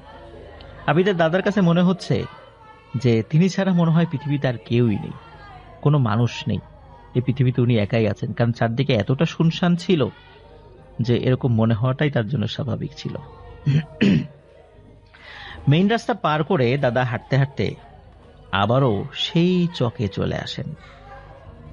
কিছু দূর যাবার পর আবিদের দাদা দেখতে পান একটা বৃদ্ধ লোক ক্ষেতের মধ্যে মুগুর দিয়ে বড় বড় মাটি ভেঙে ছোট করছে। বয়স আনুমানিক 80 থেকে 90 বছর হবে। হারিকেনের আলোতে আবিদের দাদা স্পষ্ট দেখতে পান বৃদ্ধার গায়ে আসলে তেমন কোনো কাপড়ই নেই, শুধু একটি গামছা দিয়ে নিজেকে জড়িয়ে রেখেছে শরীরের নিচের অংশ। আসলে এটা দেখে ভয় পায় না উনি, কিন্তু বেশ অবাক হন এবং ভাবতে থাকেন যে এত রাতে এই বুড়ো মানুষ কোনো হারিকেন বা কোনো কুপি ছাড়া অন্ধকারে বসে বসে একা কিভাবে কাজ করছে। দাদা মনে মনে ভাবেন যে তাকে ডাকবেন, যেই ভাবা সেই কাজ। দাদা বৃদ্ধকে ডেকে বলেন, কাকা, এত রাত্রে আপনি কিভাবে একা একা কাজ করছেন? আপনার সাথে আলোও নেই, এটা কিভাবে সম্ভব? বৃদ্ধটি আবিদের দাদার কথার কোনো জবাব দেয় না, কোনো পাত্তাই দেয় না। তাই আবিদের দাদা আবারও জিজ্ঞেস করেন একই কথা। এবারও তিনি কোনো উত্তর দেন না। বেশ কয়েকবার প্রশ্ন করার পর লোকটি মেয়েলি আর নাকি নাকি কণ্ঠে, মিশ্র কণ্ঠ, মিশ্র কণ্ঠে বলে ওঠে, তোর কাজে তুই যা, তুই আমাকে কেন বিরক্ত করলি? আমাকে বিরক্ত করার ফল তুই পাবি। একথা শুনে আবিদের দাদা আর দাঁড়িয়ে না থেকে সাথে সাথে সেখান থেকে বাড়ির দিকে রওনা দেন। হঠাৎ করে আবিদের দাদা শুনতে পান পেছন থেকে অনেকগুলো মেয়ে খিলখিল করে হাসছে। উনি পেছন দিকে তাকাতেই দেখেন সেই বৃদ্ধও নেই আর কোনো মেয়ে মানুষও সেখানে নেই। আবিদের দাদা কিন্তু সাহসী মানুষ হলেও বেশ ভয় পেয়ে যান, জোরে জোরে সূরা পড়তে থাকেন আর হাতের লাঠি শক্ত করে ধরে আর হারিকেনের আলো বাড়িয়ে দ্রুত হাঁটতে থাকেন। কিছুটা পথ যাবার পর আবিদের দাদা দেখতে পান তার সামনে অনেকগুলো কালো কুকুর। মুহূর্তের মধ্যেই কুকুরগুলো আবিদের দাদাকে ঘিরে ফেলে। আবিদের দাদা রাতের বেলা এই ধরনের সিচুয়েশন হতে পারে এই জন্যই কিন্তু হাতে লাঠি নিয়ে এসেছিলেন। আর যেহেতু প্যারানর্মাল অনেক বিষয়ই হতে পারে এই জন্য এটার জন্য উনি মনে মনে একটু প্রস্তুত ছিলেন। এই জন্য চোখ বন্ধ করে জোরে জোরে দোয়া পড়তে থাকেন। কিছু সময়ের মধ্যেই দেখেন যে কোনো কুকুর আর তার আশেপাশে নেই। কুকুরের ডাকও বন্ধ হয়ে গেছে, কোনো কুকুরকেও দেখা যাচ্ছে না। আবিদের দাদা যখনই চিন্তা করেছেন যাক আপদ বিদায় হয়েছে, আবার হাঁটতে শুরু করবেন, তখনই ঘটে আরো একটি ভয়ঙ্কর ঘটনা। চারদিক থেকে বেশ কয়েকটি মুন্ডুবিহীন সাদা ঘোড়া আবিদের দাদাকে ঘিরে ধরে। এবার কিন্তু তিনি অনেক ভয় পান, কারণ কুকুরকে হয়তোবা তিনি কুকুর মনে করতেন, যার কারণে আসলে খুব বেশি ভয় পাননি। কিন্তু মুন্ডুবিহীন সাদা ঘোড়া তার চারদিকে ঘিরে ধরেছে, এতে তো নিশ্চয়ই সাহস ধরে রাখার কথা নয়। তিনি চোখ বন্ধ করে জোরে জোরে সূরা পড়তে থাকেন এবং তার লাঠিতেও ফু দিয়ে লাঠিটা ঘোরাতে থাকেন। কয়েক মুহূর্ত পর উনি তাকিয়ে দেখেন এই ঘোড়াগুলো আর নেই। তিনি আবারও আল্লাহর নাম নিয়ে যাত্রা শুরু করেন। যদিও উনি প্রচন্ড ভয় পাচ্ছিলেন, ভয়ে ওনার শরীর কাঁপছিল, কিন্তু তারপরও ওনাকে যেতে তো হবে বাড়িতে। কিছু দূর যাবার পর হঠাৎ উনি বিড়ালের আওয়াজ শুনতে পান, কিন্তু সামনে থেকে কোনো বিড়াল দেখা যাচ্ছিল না। মনে হচ্ছে পেছন থেকে বেশ কিছু বিড়াল ওনার পেছন পেছন হেঁটে আসছে। উনি পেছন দিকে ঘুরে তাকাতেই দেখে অজস্র বিড়াল, যাদের চোখ ঠিকরে লাল আগুনের মতো আলো বের হচ্ছিল। এবার তিনি ভাবেন এবার দৌড় দিবেন, কিন্তু হারিকেন তো হাতে আছে, উনি তো দৌড় দিতে পারছিলেন না। কিন্তু উনি চিন্তা করেন যে এবার আর আসলে বাড়িতে নদী পার হয়ে বাড়িতে ফিরে যাওয়ার আর কোনো উপায় নেই, এবার শ্বশুর বাড়িতেই ফিরে যাব, যেহেতু পথ খুব বেশি আসেনি। যখনই তিনি পেছন ফিরে হাঁটতে যাবেন, ঠিক তখনই চারদিক থেকে লাল আগুনের গোলা আবিদের দাদাকে ঘিরে ফেলে। আবিদের দাদা ভয়ে হারিকেন ফেলে লাঠি হাতে নিয়ে দৌড়াতে থাকেন। পেছনে না তাকিয়ে শুধু সামনের দিকেই দৌড়াতে থাকেন। হঠাৎ সেই খড়ের গাদার সাথে তিনি ধাক্কা খান, কিন্তু তিনি খেয়াল করলেন যে আসার সময় যে খড়ের গাদা তিনি দেখেছিলেন, এখন না সেই খড়ের গাদাটা অমনটা নেই। মনে হচ্ছে অনেকগুলো খড় সেখান থেকে কেউ নিয়ে গেছে। উনি চিন্তা করেন যে এত তাড়াতাড়ি এত খড় কে নিয়ে গেল। যাই হোক, উনি ওদিকে আর মন না দিয়ে আবারও দৌড়াতে শুরু করেন। একটা সময় তিনি সেই নদীর পাড়ে পৌঁছান। তিনি কিন্তু শ্বশুরবাড়ির দিকে দৌড়ান নেই, তিনি নদীর দিকে দৌড়িয়েছিলেন। কিন্তু তিনি এসে যা দেখেন তা দেখার জন্য তিনি মোটেও প্রস্তুত ছিলেন না। তিনি দেখতে পান যে নৌকাটি উনি টেনে উপর দিকে রেখে গিয়েছিলেন, সেই নৌকাটাই মাঝ নদীতে। আর নৌকার মধ্যে স্পষ্ট দেখা যাচ্ছে অনেকগুলো অবয়ব গান বাজনা করছে আর নাচানাচি করছে। দাদা কিছু না বুঝে জোরে জোরে তাদের ডাকতে থাকেন এবং সাহায্য চাইতে থাকেন, কিন্তু কেউ আবিদের দাদার কথায় কান দিচ্ছিল না। দাদা ভয়ে কুঁকড়ে যাচ্ছিলেন, শরীর ঠান্ডা হয়ে বরফ হয়ে যাচ্ছিল। হঠাৎ তিনি দেখতে পান সেই নৌকার মধ্যে থেকে 4টি মেয়ে পানির উপর দিয়ে হেঁটে আবিদের দাদার দিকে আসছে। মেয়েগুলোর দু হাতে একটি করে কুপিবাতি। আবিদের দাদা স্পষ্ট বুঝতে পারেন মেয়েগুলোর পরনে সাদা কাপড় আর মাথায় কি যেন জ্বলজ্বল করছে। এটা দেখার পর তিনি আর নিজেকে ধরে রাখতে পারেন না, তিনি সেখানেই অজ্ঞান হয়ে পড়ে যান। ওনার যখন হুঁশ ফেরে তখন উনি চারদিকে তাকিয়ে দেখেন শুধু অন্ধকার আর অন্ধকার। তবে জ্যোৎস্না রাতের যতটুকু আলো দেখা যায় তাতে তিনি প্রথমে বুঝতে পারছিলেন না যে তার সাথে কি ঘটেছে এবং তিনি কোথায় আছেন, কিন্তু আস্তে আস্তে ওনার সব মনে পড়তে থাকে। আবিদের দাদা নিজেকে আবিষ্কার করেন একটি কবরস্থানের একটি কবরের উপরে। রাতের অন্ধকারেও বেশ বোঝা যাচ্ছে চারপাশে অনেকগুলো কবর। তিনি কিছু ভেবে উঠতে পারছিলেন না।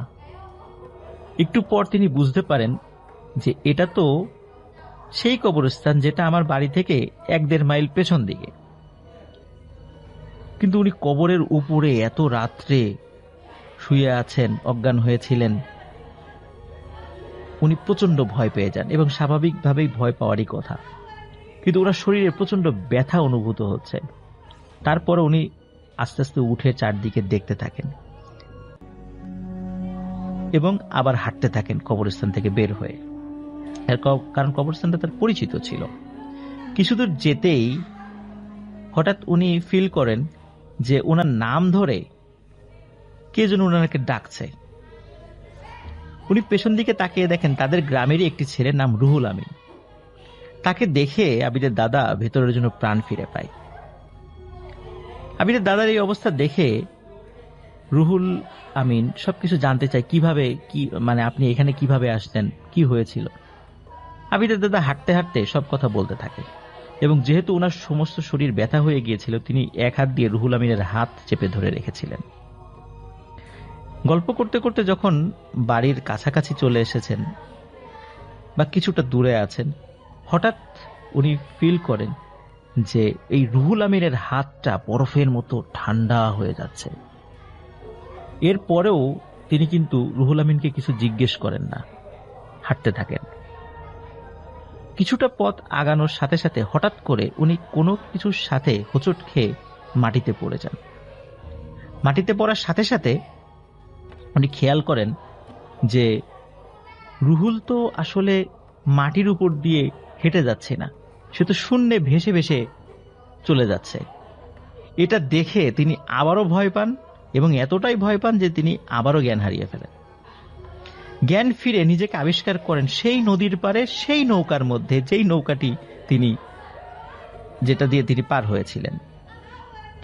কিন্তু উনি বারবার ভুলে যাচ্ছিলেন যে কি হচ্ছে ওনার সাথে, কেনই বা উনি একবার কবরস্থানে নিজেকে আবিষ্কার করলেন, পরবর্তীতে আবার সেন্সলেস হয়ে গেলেন, আবার এখন নৌকার উপরে নিজেকে আবিষ্কার করলেন, কি হচ্ছে ওনার সাথে। তবে আস্তে আস্তে ওনার সব কথাই মনে পড়ছিল। যেহেতু নৌকার উপরে, উনি নৌকাটা ধীরে ধীরে বাইতে শুরু করেন। এখানে একটা বিষয় বলে রাখা ভালো যে উনি যে কবরস্থানে নিজেকে আবিষ্কার করেছিলেন সেই কবরটা কিন্তু নদীর ওই পাশে কবরস্থানটা।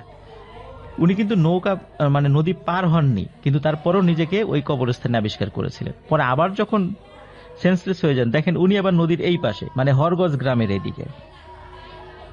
যাই হোক, তিনি নৌকা ধীরে ধীরে বাইতে শুরু করেন। এবার আর কোনো সমস্যা হয় না। নদীর ওই পাশে যখন পৌঁছে যান, তখন উনি ফিল করেন যে পেছন থেকে, মানে নদীর ওই পাশ থেকে, হরগজ গ্রামের দিক থেকে কে যেন তাকে ডাকছে। তাকিয়ে দেখেন সেই লোকটা, যেই লোকটা ওই যে ছোট্ট একটা গামছার মতো পরে একটু মুগুর দিয়ে বড় বড় মাটির ঢেলাগুলো ছোট করছিল। তো তখন তিনি বলেন যে তোকে আমি দেখে নেব। যখন এই কথাটা বলে, তখন আবিদের দাদা তো তখন নদীর ওই পাশে পৌঁছে গেছে। তখন যেহেতু বাড়ির কাছাকাছি চলে গেছেন, উনি সজোরে দৌড়াতে থাকেন। এক দৌড়ে উনি বাড়ির উঠানে গিয়ে জোরে এক চিৎকার দিয়ে জ্ঞান হারিয়ে ফেলেন। পরে বাসার সবাই এসে তাকে সেবা শুশ্রূষা করে সুস্থ করে। পরের দিন এক হুজুরকে দিয়ে ঝাড়ফুঁক করানো হয়, পানি পড়া খাওয়ানো হয়। অল্প কয়েকদিনের মধ্যেই উনি স্বাভাবিক হয়ে যান, মানে তেমন কোনো সমস্যা ওনার আর হয় না।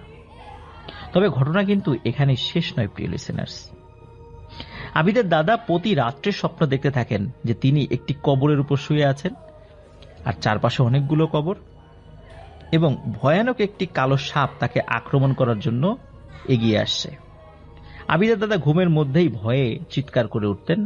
আশেপাশের লোকজন ঘুম ভেঙে যেত, তারাও এসে বলতেন কি হয়েছে। তখন তিনি বলতেন যিনি স্বপ্ন দেখেছেন, এবং এই স্বপ্নটা উনি কিন্তু প্রায়শই দেখতেন। পরে আবিদের দাদাকে একজন বড় কামেল হুজুরের কাছে নিয়ে যাওয়া হয়।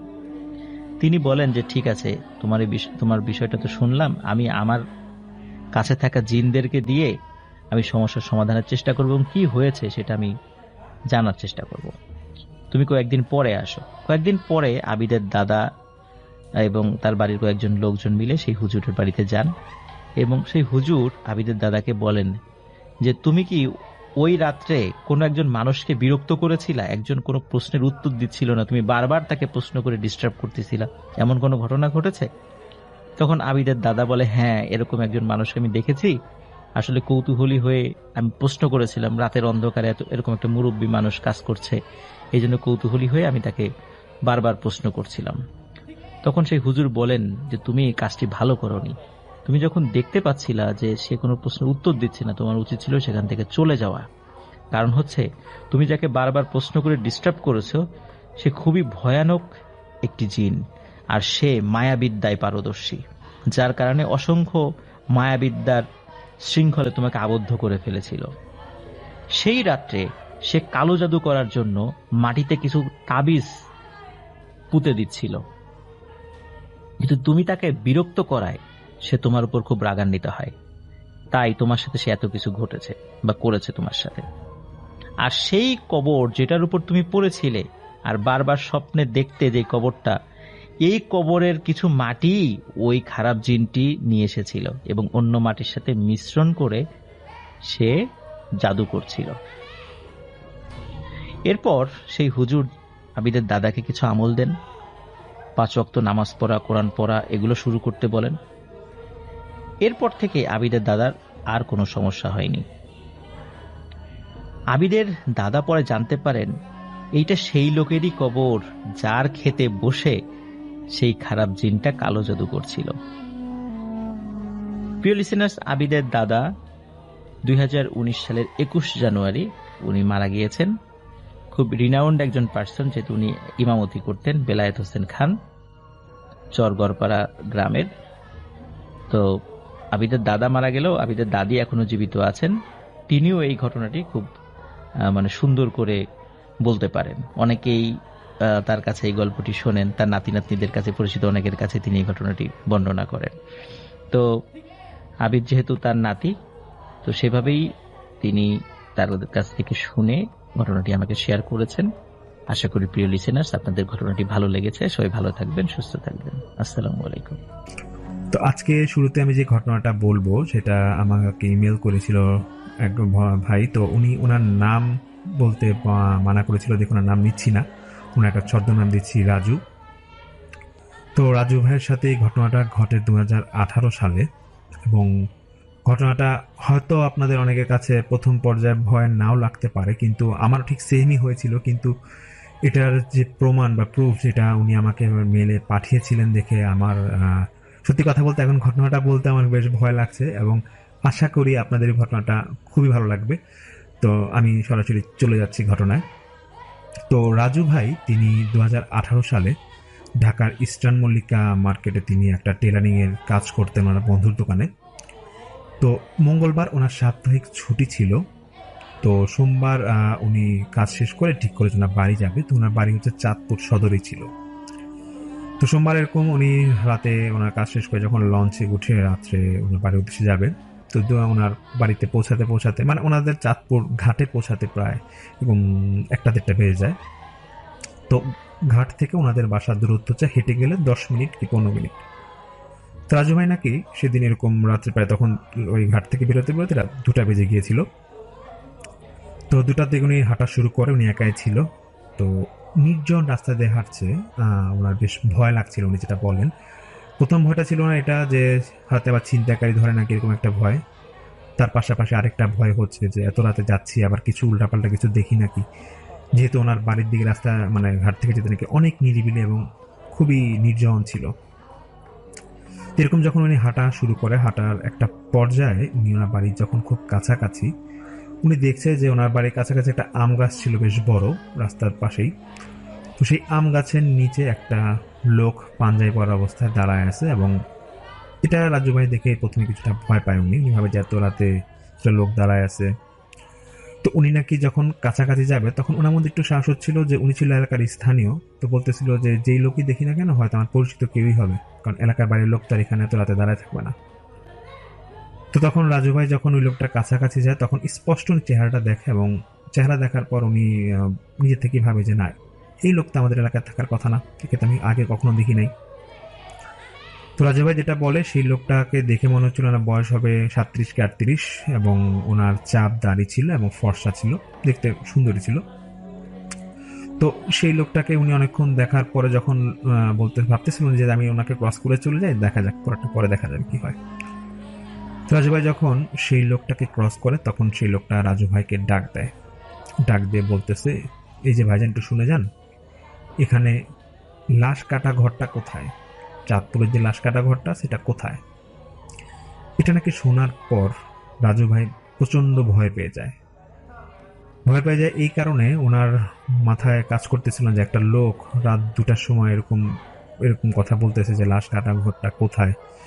সেটা শোনার পর রাজু ভাই নাকি শুধু একটা কথাই বলে যে ভাই এগুলো আমি কিছু জানি না, এবং এটা বলার পর উনি নাকি দৌড়ায় বলতে একটু জোরে হাঁটা শুরু করে ওনার বাসার উদ্দেশ্যে, এবং উনি পিছে তাকায় না, উনি সোজা হাঁটতে থাকে। তো হাঁটতে হাঁটতে উনি বাসায় যখন আসার পর উনি ফ্রেশ হয়ে যখন ঘুমাতে যাবে, ওনার মধ্যে একটাই মনের ভয় যে উনি কাউকে কিছু বলেন এই বাসায়, বাট একটাই কথা যে এই লোকটা কেন এত রাতে আমাকে এই প্রশ্নটা করলো যে লাশ কাটা ঘর কোথায়। তো বলে রাখা ভালো যে চাঁদপুর যে সেই মুহূর্তে নাকি চাঁদপুরে যে লাশ কাটা ঘর ছিল সেটা সদরেই ছিল, এটা নাকি সদরের বাইরে এরকম কোনো লাশ কাটা ঘর এরকম ছিল না। তো সেই রাতে তো রাজু ভাই এরকম চিন্তা করতে করতে উনি ঘুমায় যায়। তো পরের দিন মঙ্গলবার সকালে উনি ওনার এক বন্ধুর দোকান ছিল, ফ্লেক্সিলোডের দোকান ছিল, সেই দোকানে আড্ডা দিচ্ছে। তো ওনার ফ্রেন্ড ওনাকে কথায় কথায় বলতেছে যে কি জানিস একটা ঘটনা ঘটছে, এরকম গতকাল দুপুরে তো একটা লোক সুইসাইড করছে, এবং উনি সুইসাইড করার পরে সুইসাইড করার আগে উনি ওনার 2 বাচ্চা এবং ওনার ওয়াইফ ওনাকে তারপর উনি মেরে ফেলছে, এবং মেরে ফেলার পর উনি সুইসাইড করছে। তো রাজু ভাই বলছে কোথায় ঘটছে, তো বলতেছে এই যে আমাদের পাশের গ্রাম ফরিদগঞ্জে ঘটছে। তখন রাজু ভাই বলতেছে ফরিদগঞ্জ তো আমাদের এখান থেকে প্রায় 2 ঘন্টা দূরত্ব। তো ওনার ফ্রেন্ড বলতেছে হ্যাঁ ওইখানেই ঘটছে, এটা নিয়ে তো খুব আলোড়ন সৃষ্টি হয়েছে, ফেসবুকে তো এগুলো ভিডিও ছড়ায় গেছে। তো রাজু ভাই বলতেছে যে তখন নাকি উনি ফেসবুক যখন ঘাটতেছে তখন একটা ভিডিও, ওই লোকেরই একটা ভিডিও দেখে। তো সেই লোক নাকি ওনার নাম ছিল মাইনুদ্দিন। তো সেই লোকটা নাকি সুইসাইড করার আগে মানে বিকেলের দিকে সুইসাইড করছিল একদিন আগেই। তো উনি নাকি সকালে একটা ভিডিও করছিল ওনার বাচ্চাকে কোলে নিয়ে, এবং সে মারা যাওয়ার আগে বলছিল যে আমি আজকে পারিবারিক কারণে ওনার ওয়াইফ এবং 2 বাচ্চাকে নিয়ে উনি এরকম মারা যাবে বা এরকম সুইসাইড করবে বা মেরে ফেলবে, এরকম আগে দিয়ে হুমকি বা যেটা মানে সুইসাইড করার আগে মানুষ সুইসাইড নোট লেখেন, এখন সুইসাইড নোট না হয়তো উনি ভিডিও করে গেছিল, প্রায় 10 মিনিটের একটা ভিডিও ছিল। তো সেটা ওই রাজু ভাইটা দেখে, সেই ভিডিওটা দেখার পর ওনার সাথে একটু চিন্তা যে এটা এই লোকটাকে আমি কোথায় জানি দেখছি, কিন্তু উনি ঠিক মনে করতে পারে না। তো রাজু ভাই সেই মুহূর্তে ব্যস্ততার কারণে ভিডিওটা দেখে উনি বাড়ির দিকে চলে যায়। কিন্তু বাড়িতে যাওয়ার পরে ওনার মনে একটাই খটকা যে লোকটাকে আমি কোথায় দেখছি এটা আমার ঠিক মনে করতে পারছি না, আমি রিসেন্টলি কোথাও দেখছি। এরকম উনি যখন সেদিন সারাদিন বাসায় তো পার করলোই, তো রাজু ভাই সেদিন মঙ্গলবার রাতে যখন ঘুমাতে যাবে রাতে, তখন উনি আবার মোবাইল ঘাটতেছে, ভাবতেছে যে অবশ্য ওটা দেখি ওই ভিডিওটা আবার। অনেক খোঁজার পর ওই ভিডিওটা পায়।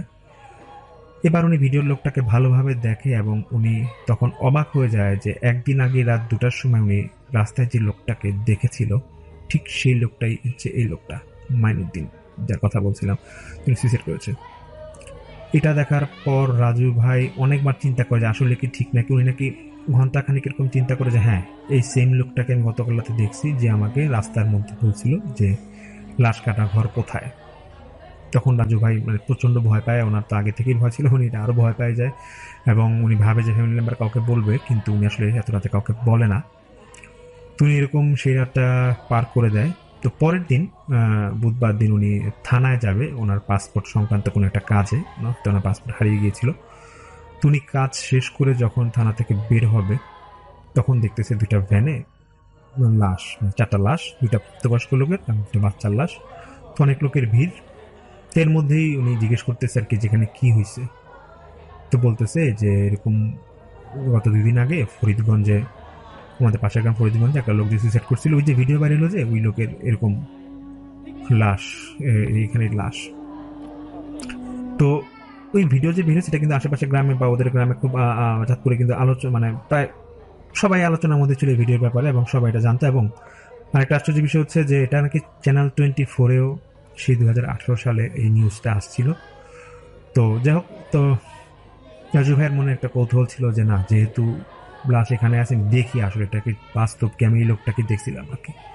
এরকম ভিড়ের ঠেলাঠেলির মধ্যে নাকি লাশটা দেখার পর রাজু ভাই দেখে যে সেম লোকটাকেই উনি সেই রাতে দেখেছিল, এবং এটা দেখার পর রাজু ভাই নিজেকে আর কন্ট্রোল রাখতে পারে না। উনি ভিডিওর সাথে সেই লাশ মিলালো, সেম লোকের লাশ, এবং উনি ভয় আর কাউকে কিছু বলার সাহস পায় না। তো সেখানে নাকি যারা স্থানীয় কয়েকজন লোক এখানে ছিল ওরা বলতেছে যে এই লোকটার লাশ মানে এরকম উনি সুইসাইড করছে, তারপরে একটু এই 2 দিন সময় লাগছে, কারণ হচ্ছে ওনার লাশ দাফনের মানে মানে হয় না, পোস্টমর্টম কাজ করতে হবে, এরকম প্রসেসিং করতে একটু সময় লাগছে, এবং ওনার লাশ প্রায় একদিন এরকম লাশ কাটা ঘরে পড়েছিল ওনার ফ্যামিলি মেম্বাররা সহ।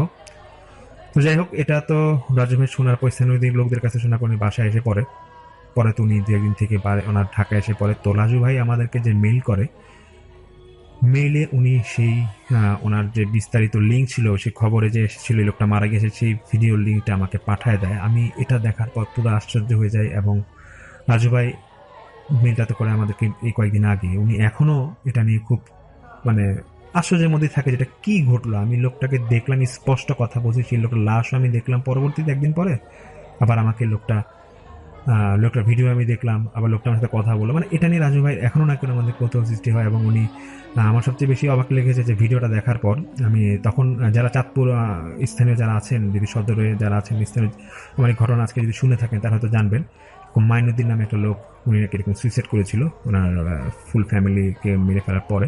ফ্যামিলি মেম্বার বলতে 2জন সন্তান ছিল, আর বললাম তাকে ওনার স্ত্রী ছিল। এই তো এটাই রাজু ভাই আমাকে বলে, এবং আশা করি আপনাদের ঘটনাটা বেশ ভালো লেগেছে, এবং রাজু ভাইকে তো অনেক অনেক ধন্যবাদ। আমি যে ঘটনাটা শেয়ার করবো সেই ঘটনাটি আমাদেরকে পাঠিয়েছেন রাইফ ভাই। তিনি ঘটনাটি কোন এক পুরান ঢাকার কোন একটা প্রাইভেট হাসপাতালের ঘটনা, তার মামাতো ভাই শফির সাথে ঘটে যাওয়া ঘটনা, এবং বাকিটা তার সাথে রিলেটেড। তো তার মামাতো ভাই শফি হাসপাতালের অপারেশন থিয়েটারে ওইখানে কাজ করে আর কি, থিয়েটারের ভেতরে ব্রাদার বলা যায়।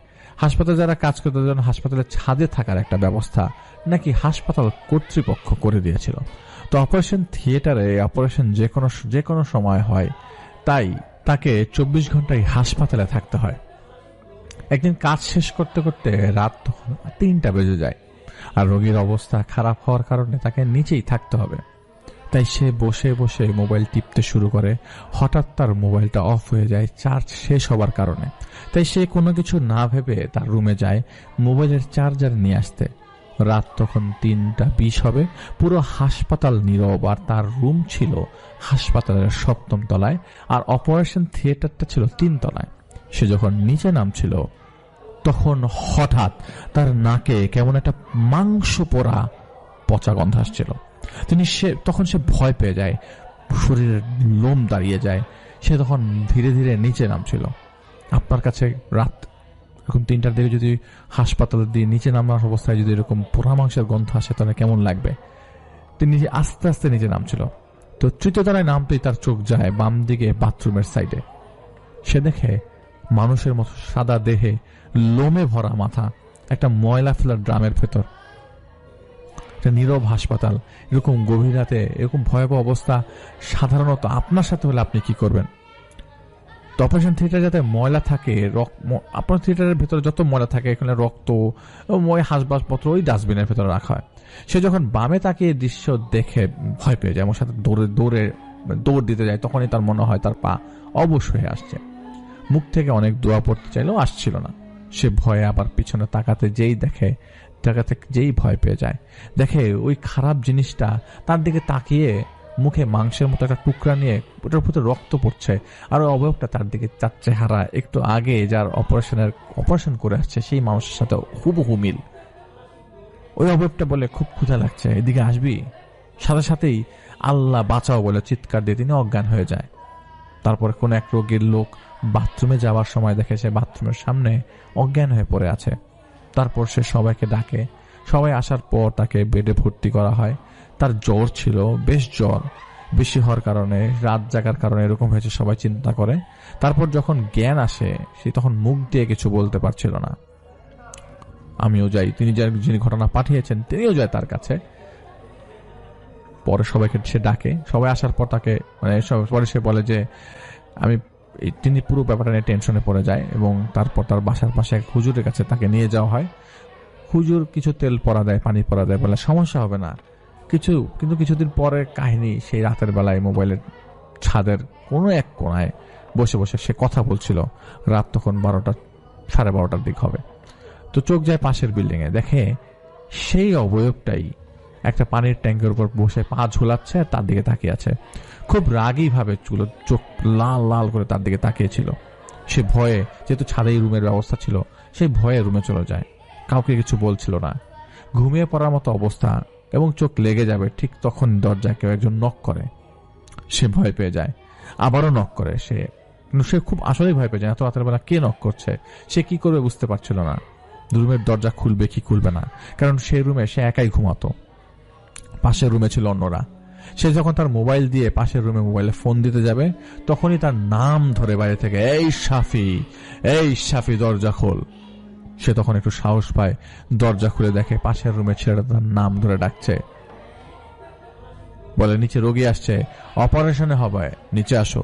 সে কিছু না ভেবেই সেই মিজান, পাশের যে ছেলেটা তাকে ডাকেছে, মিজানের সাথে নিচে নামে। কথা বলতে বলতে যখন এই 4 তলায় আসে, সেই পাশের মিজান, এই মিজান বলে একবার বলে উঠে, কি আমার পানি ট্যাঙ্কের উপরে দেখে ভয় পেয়েছিস? ওই মিজান বলছে। তখনই মিজানের দিকে তাকিয়ে দেখে সেটা সে অবয়বটা তার দিকে তাকিয়ে হাসাহাসি করছে, হাসি মাখা মুখে তার দিকে তাকিয়ে আছে। এবার অবয়বটাকে ঘটনা ডাক্তারকে খুলে বললে, ডাক্তারও ভয় পেয়ে যায়। সে বলে মাঝে মাঝে কান্নার শব্দ শুনে তখন তিনি দৌড়ে তার একজন পাশে ছিল একটা ডাক্তারের কাছে যায় এবং ভয়ে ডাক্তারকে সবকিছু বলে, আমি এগুলো দেখেছি। ডাক্তার বলে, আমিও মাঝে মাঝে কান্নার শব্দ শুনি হাসপাতালে, ভয়ে কিন্তু বের হই না। এরপর থেকে সেই হাসপাতালের ছাদের রুমে সে আর একা ঘুমায়নি। এবার ঘটনা ঘটেছে, যিনি ঘটনা পাঠিয়েছেন তার সাথে, এটা ছিল তার আত্মীয় ঘটনা। এই 2021 সালের রাতের কথা। তো সেই শফি নাকি তার সাফি, যার ঘটনা একটু আগে বলেছি, তাকে বলে যে ভাই আসো একবার, 2022 সাল এখানে এখন শুরু হবে, রাত আড্ডা দিব, একসাথে পার্টি করবো, এরকম কিছু আর কি। তো সবকিছু শেষ করে 2022 প্রথম রাত, তখন ঘড়ির কাঁটা নাকি 2টা বাজে। খুব ক্লান্ত, আকাশের দিকে তাকিয়ে আতশবাজি তখন চারিপাশে ফুটাচ্ছে সবাই। তো হঠাৎ করে তার বিছানায় তিনি টের পান, তার বিছানায় উঠে বসছে। এই শীতের সময় পুরোটা রুম তখন গরম হয়ে যায়। তো মনে হলো কি বিছানার বেডটার উপরে তার দিকে চোখ খুলে তাকিয়ে আছে। সাথে সাথে তিনি উঠে বসে, দেখে সাফি ভাই তার দিকে তাকিয়ে আছে। তো তার চোখে খুব তার একদম ভয় অবস্থা খুব খারাপ, এবং এই শীতের মধ্যে তারা দুইজনই ঘেমে গেছে, এবং শফি ভাই দেখে তার পেছনে কেউ তাকিয়ে আছে। তো একদম ঘেমে একদম গোসল করার মতো অবস্থা। পরে সারা রাত তারা দুজনই ঘুমাতে পারেনি, এবং পরে তারা কুরআন তিলাওয়াত ছেড়ে দেন। পরে সারা রাত আর ঘুমায়নি। সকালে ফজরের নামাজ পড়ে ইমাম সাহেবকে পুরো ঘটনা বললে পরে ইমাম সাহেব ঝাড়ফুঁক দেয়। এরপর থেকে আর কোনো সমস্যা হয়নি। এটা খুব রিসেন্ট ঘটনা, তিনি শেয়ার করেছেন তার ঘটনাটি। আজকে আমি যে ঘটনাটি শেয়ার করব, ঘটনাটি আমার সাথে শেয়ার করেছে আমার এক বন্ধু। তো ঘটনাতে আমি যে নামগুলো ব্যবহার করব, এখানে প্রত্যেকটি নামই ছদ্মনাম। তো সরাসরি ঘটনায় চলে যাচ্ছি। সময় তখন এই জায়গাটা হচ্ছে খুলনা জেলার কোন একটি প্রত্যন্ত গ্রামের ঘটনা। সময় হচ্ছে 70 থেকে 80 দশকের দিকে। তো ঘটনা যার সাথে ঘটে, বাবুল সাহেব। তো বাবুল সাহেবের 2 ভাই, ওনার নাম বাবুল এবং রুহুল। তো বাবুল সাহেব হচ্ছে ছোটবেলা থেকেই গ্রামের মধ্যে খুবই ফেমাস ছিল, যে অসম্ভব ভালো, ভদ্র এবং অসম্ভব সুন্দর একটি ছেলে, মানে অসম্ভব সুন্দর ছিল উনি। আর তার ছোট ভাইও ভালো ছিল, কিন্তু উনি ছিল একটু মেজাজ গরম থাকে অলওয়েজ, একটু খারাপ ব্যবহার, একটু রুড টাইপের। তো যাই হোক, 2 ভাইয়ের বয়সের ব্যবধান ছিল 5 বছর। তো ছোট ভাইয়ের ব্যাপারে একটু বলে রাখি, ছোট ভাইয়ের আচরণ একটু ডিফারেন্ট হয়ে যায় তার বয়স যখন 18 হয় তারপর থেকে। বেশিরভাগ সময় সে ঘরে একা থাকতো, এবং তার ঘরের কোনো কারণে সে ঘরের অলওয়েজ অন্ধকার করে রাখতো, এবং তার ঘরে কাউকে ঢুকতে দিত না, কেউ ঢুকলে খুব রাগারাগি চিলাচিলি করতো। তো যাই হোক, এবার মেন ঘটনায় চলে যাচ্ছি। তো বাবুল সাহেবের বয়স যখন 25 বছর, তখন তার বাবা তাকে বিয়ে দেওয়ার জন্য পাত্রী খোঁজা শুরু করেন। তো যেহেতু আগে বলেছিলাম যে উনি গ্রামে যথেষ্ট ফেমাস ছিলেন, কারণ উনি অসম্ভব ভদ্র এবং অসম্ভব সুদর্শন ছিলেন, তো প্রচুর প্রস্তাব আসে তার। তো এর মধ্যে থেকে একটা প্রস্তাব আসে জিনদের থেকে। তো জিনরা তাদের পরিবারের সদস্য করতে চায় তার ছেলেকে। তো বাবুল সাহেব বাবার কাছে এই প্রস্তাব আসে। বাবুল সাহেব বাবা এই জিনিসটা আসলে খুব অন্যভাবে নেয় অ্যাকচুয়ালি, কারণ এটা কোনোভাবেই সম্ভব না। তো উনি একটা হুজুরের সাথে এটা নিয়ে আলাপ করে। তো হুজুর যেটা সিদ্ধান্ত দেয় সেটা হচ্ছে, আপনার ছেলেকে যত দ্রুত সম্ভব বিয়ে দিয়ে দিন। এবং আরেকটি কাজ করে হুজুর, সেটা হচ্ছে উনি বলে যে বিয়ের পরে আমি এই বাসাটা বন্ধ করে দিব। বন্ধ করে দিবে মানে হচ্ছে 4 কোণায় 4টা তাবিজের মতো উনি গেঁথে দেয়। তো এভাবেই আর কি বন্ধ করে দিবে আর কি। তো যাই হোক, ওনার বিয়ে হয়। তো এখানে একটা জিনিস আবার বলে রাখছি, ওনার ভাই যে ছিল, ছোট ভাই, তো বাড়ি বন্ধ করার এই ঘটনাটা ঘটার পর থেকে বা বাড়ি বন্ধ করার পর থেকে হঠাৎ করে ওনার ভাই জেদ করা শুরু করে যে উনি পাশের একটু দূরে ওনাদের একটা বাসা ছিল, রুম ছিল আর কি, ওখানে কেউ থাকতো না, তো উনি হঠাৎ করে ওই রুমে থাকা শুরু করলো। কেন থাকবে সেটা আর কাউকে বলে না, না সে ওই রুমে থাকবে, তার একটা জেদ। তো যাই হোক, সে ছোটবেলা থেকে জেদি টাইপের ছিল, একটু একরোকা টাইপের ছিল, তো কিছু বললো না। সে তখন ওই মানে বন্ধ করা বাসা যেটা, ওখানে থাকতো না, সে পাশের একটা ইয়াতে থাকতো, বাসায় থাকতো, রুমে থাকতো। পুরো এলাকাটা মানে পুরো এলাকাটাই ওনাদেরই ছিল অ্যাকচুয়ালি। যাই হোক, তো বিয়ের 3 বছরের মাথায় তাদের একটি সন্তান হয়, কন্যা সন্তান। তো বাবুল সাহেবকে যে, এর মধ্যে বাবুল সাহেবের বাবা ইন্তেকাল করেন। তো বাবুল সাহেবকে যে জিনরা আসলে নিতে চেয়েছিল বা সরাতে চেয়েছিল এখান থেকে, এটা বাবুল সাহেবের ওয়াইফ কিন্তু জানতো। তো আগে থেকে যেটা বলে রেখেছিলাম আগে, যে তাদের বাড়িটা বন্ধ করা ছিল, যে বাড়িটা সেফ ছিল অ্যাকচুয়ালি, তাদের ভিতরে কোনো সমস্যা হতো না। এবং বাবুল সাহেব একসময় অনেক আজে বাজে স্বপ্নও দেখতেন। তো যাই হোক, একদিন বাবুল সাহেব তো খুলনাতে মানে সেই বছর একবার প্রচণ্ড কালবৈশাখী ঝড় হয়। ঝড়ে প্রায় তাদের প্রচুর ফসল টসল সবকিছুর প্রচুর ক্ষতি হয়। তো যাই হোক, ঝড়ের পরে আবার সবাই স্বাভাবিক জীবনযাপনে ফিরে আসে।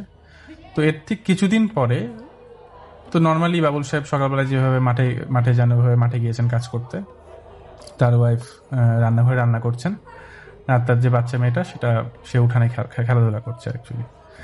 তো উঠানে খেলাধুলা করতে যে মেয়েটা, তাদের একটা পেয়ারা গাছ ছিল, তো বাচ্চা মানুষ পেয়ারা গাছে উঠে পেয়ারা খাচ্ছে। তো এমন সময় ওনার ওয়াইফ খেয়াল করছে যে পেয়ারা গাছের ঠিক পাশে একটা ছায়া মূর্তির মতন দাঁড়িয়ে আছে। বাবুল সাহেব ওয়াইফ এটা পরিষ্কার দেখতে পেলেন, এবং বাবুল সাহেব ওয়াইফ স্ট্রেইট ওখানে চলে গেলেন। প্রচন্ড ভয় পেয়ে গিয়েছিলেন উনি, কিন্তু উনি যেই পেয়ারা গাছের সামনে গেলেন তখন দেখলেন যে সেই ছায়াটি আর নাই ওখানে। তো মেয়েকে উনি বললেন যে, মা তুমি তাতে নিচে নামো।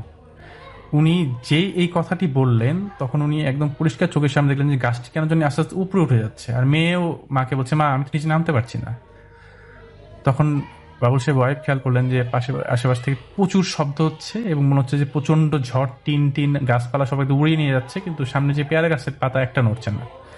তো যাই হোক, এর মধ্যে প্রচন্ড একটা দমকা বাতাসে বাবুল সাহেবের ওয়াইফ পড়ে যায় মাটিতে অ্যাকচুয়ালি, এবং উনি ওখানে জ্ঞান হারানো অ্যাকচুয়ালি।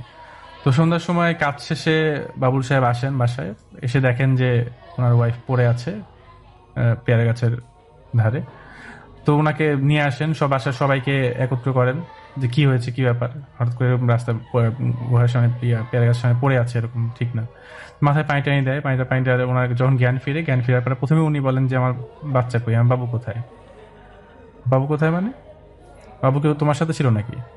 বলে, হ্যাঁ বাবু তো পেয়ারা গাছে ছিল, তো ওকে আমি নিতে গিয়েছিলাম। তখন পুরো ঘটনাটা খুলে বলে। তখন পরিবার সব সদস্যরাই ছিলেন, এবং তার যে ছোট ভাই যেটা বললাম রুহুল সাহেব, উনিও সামনে ছিলেন।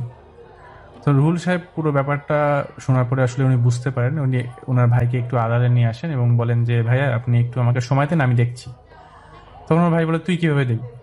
ভাই আপনি আমাকে একটু সময় দেন। তো সে তার ঘরে চলে যায়।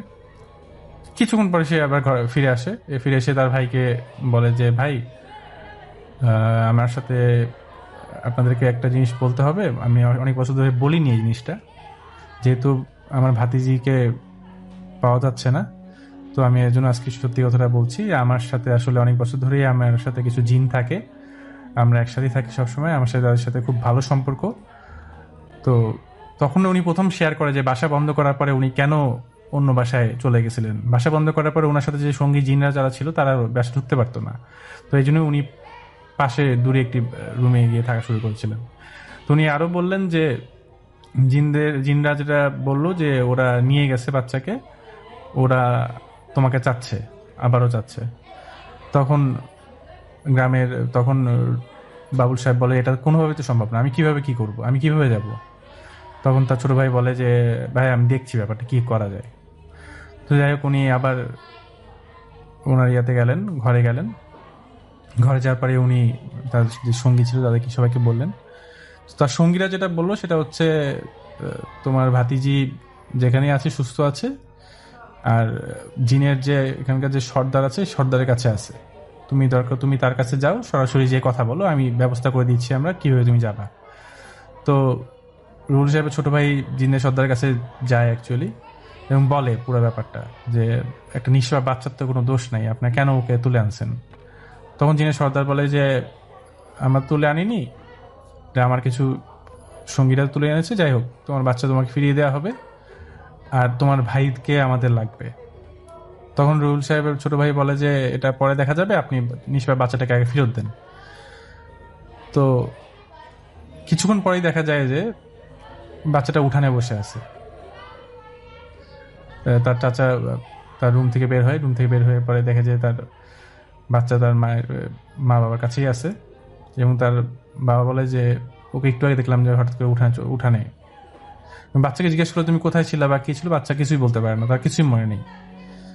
তো যাই হোক, এরপরে ঘটনা এখানেই শেষ না।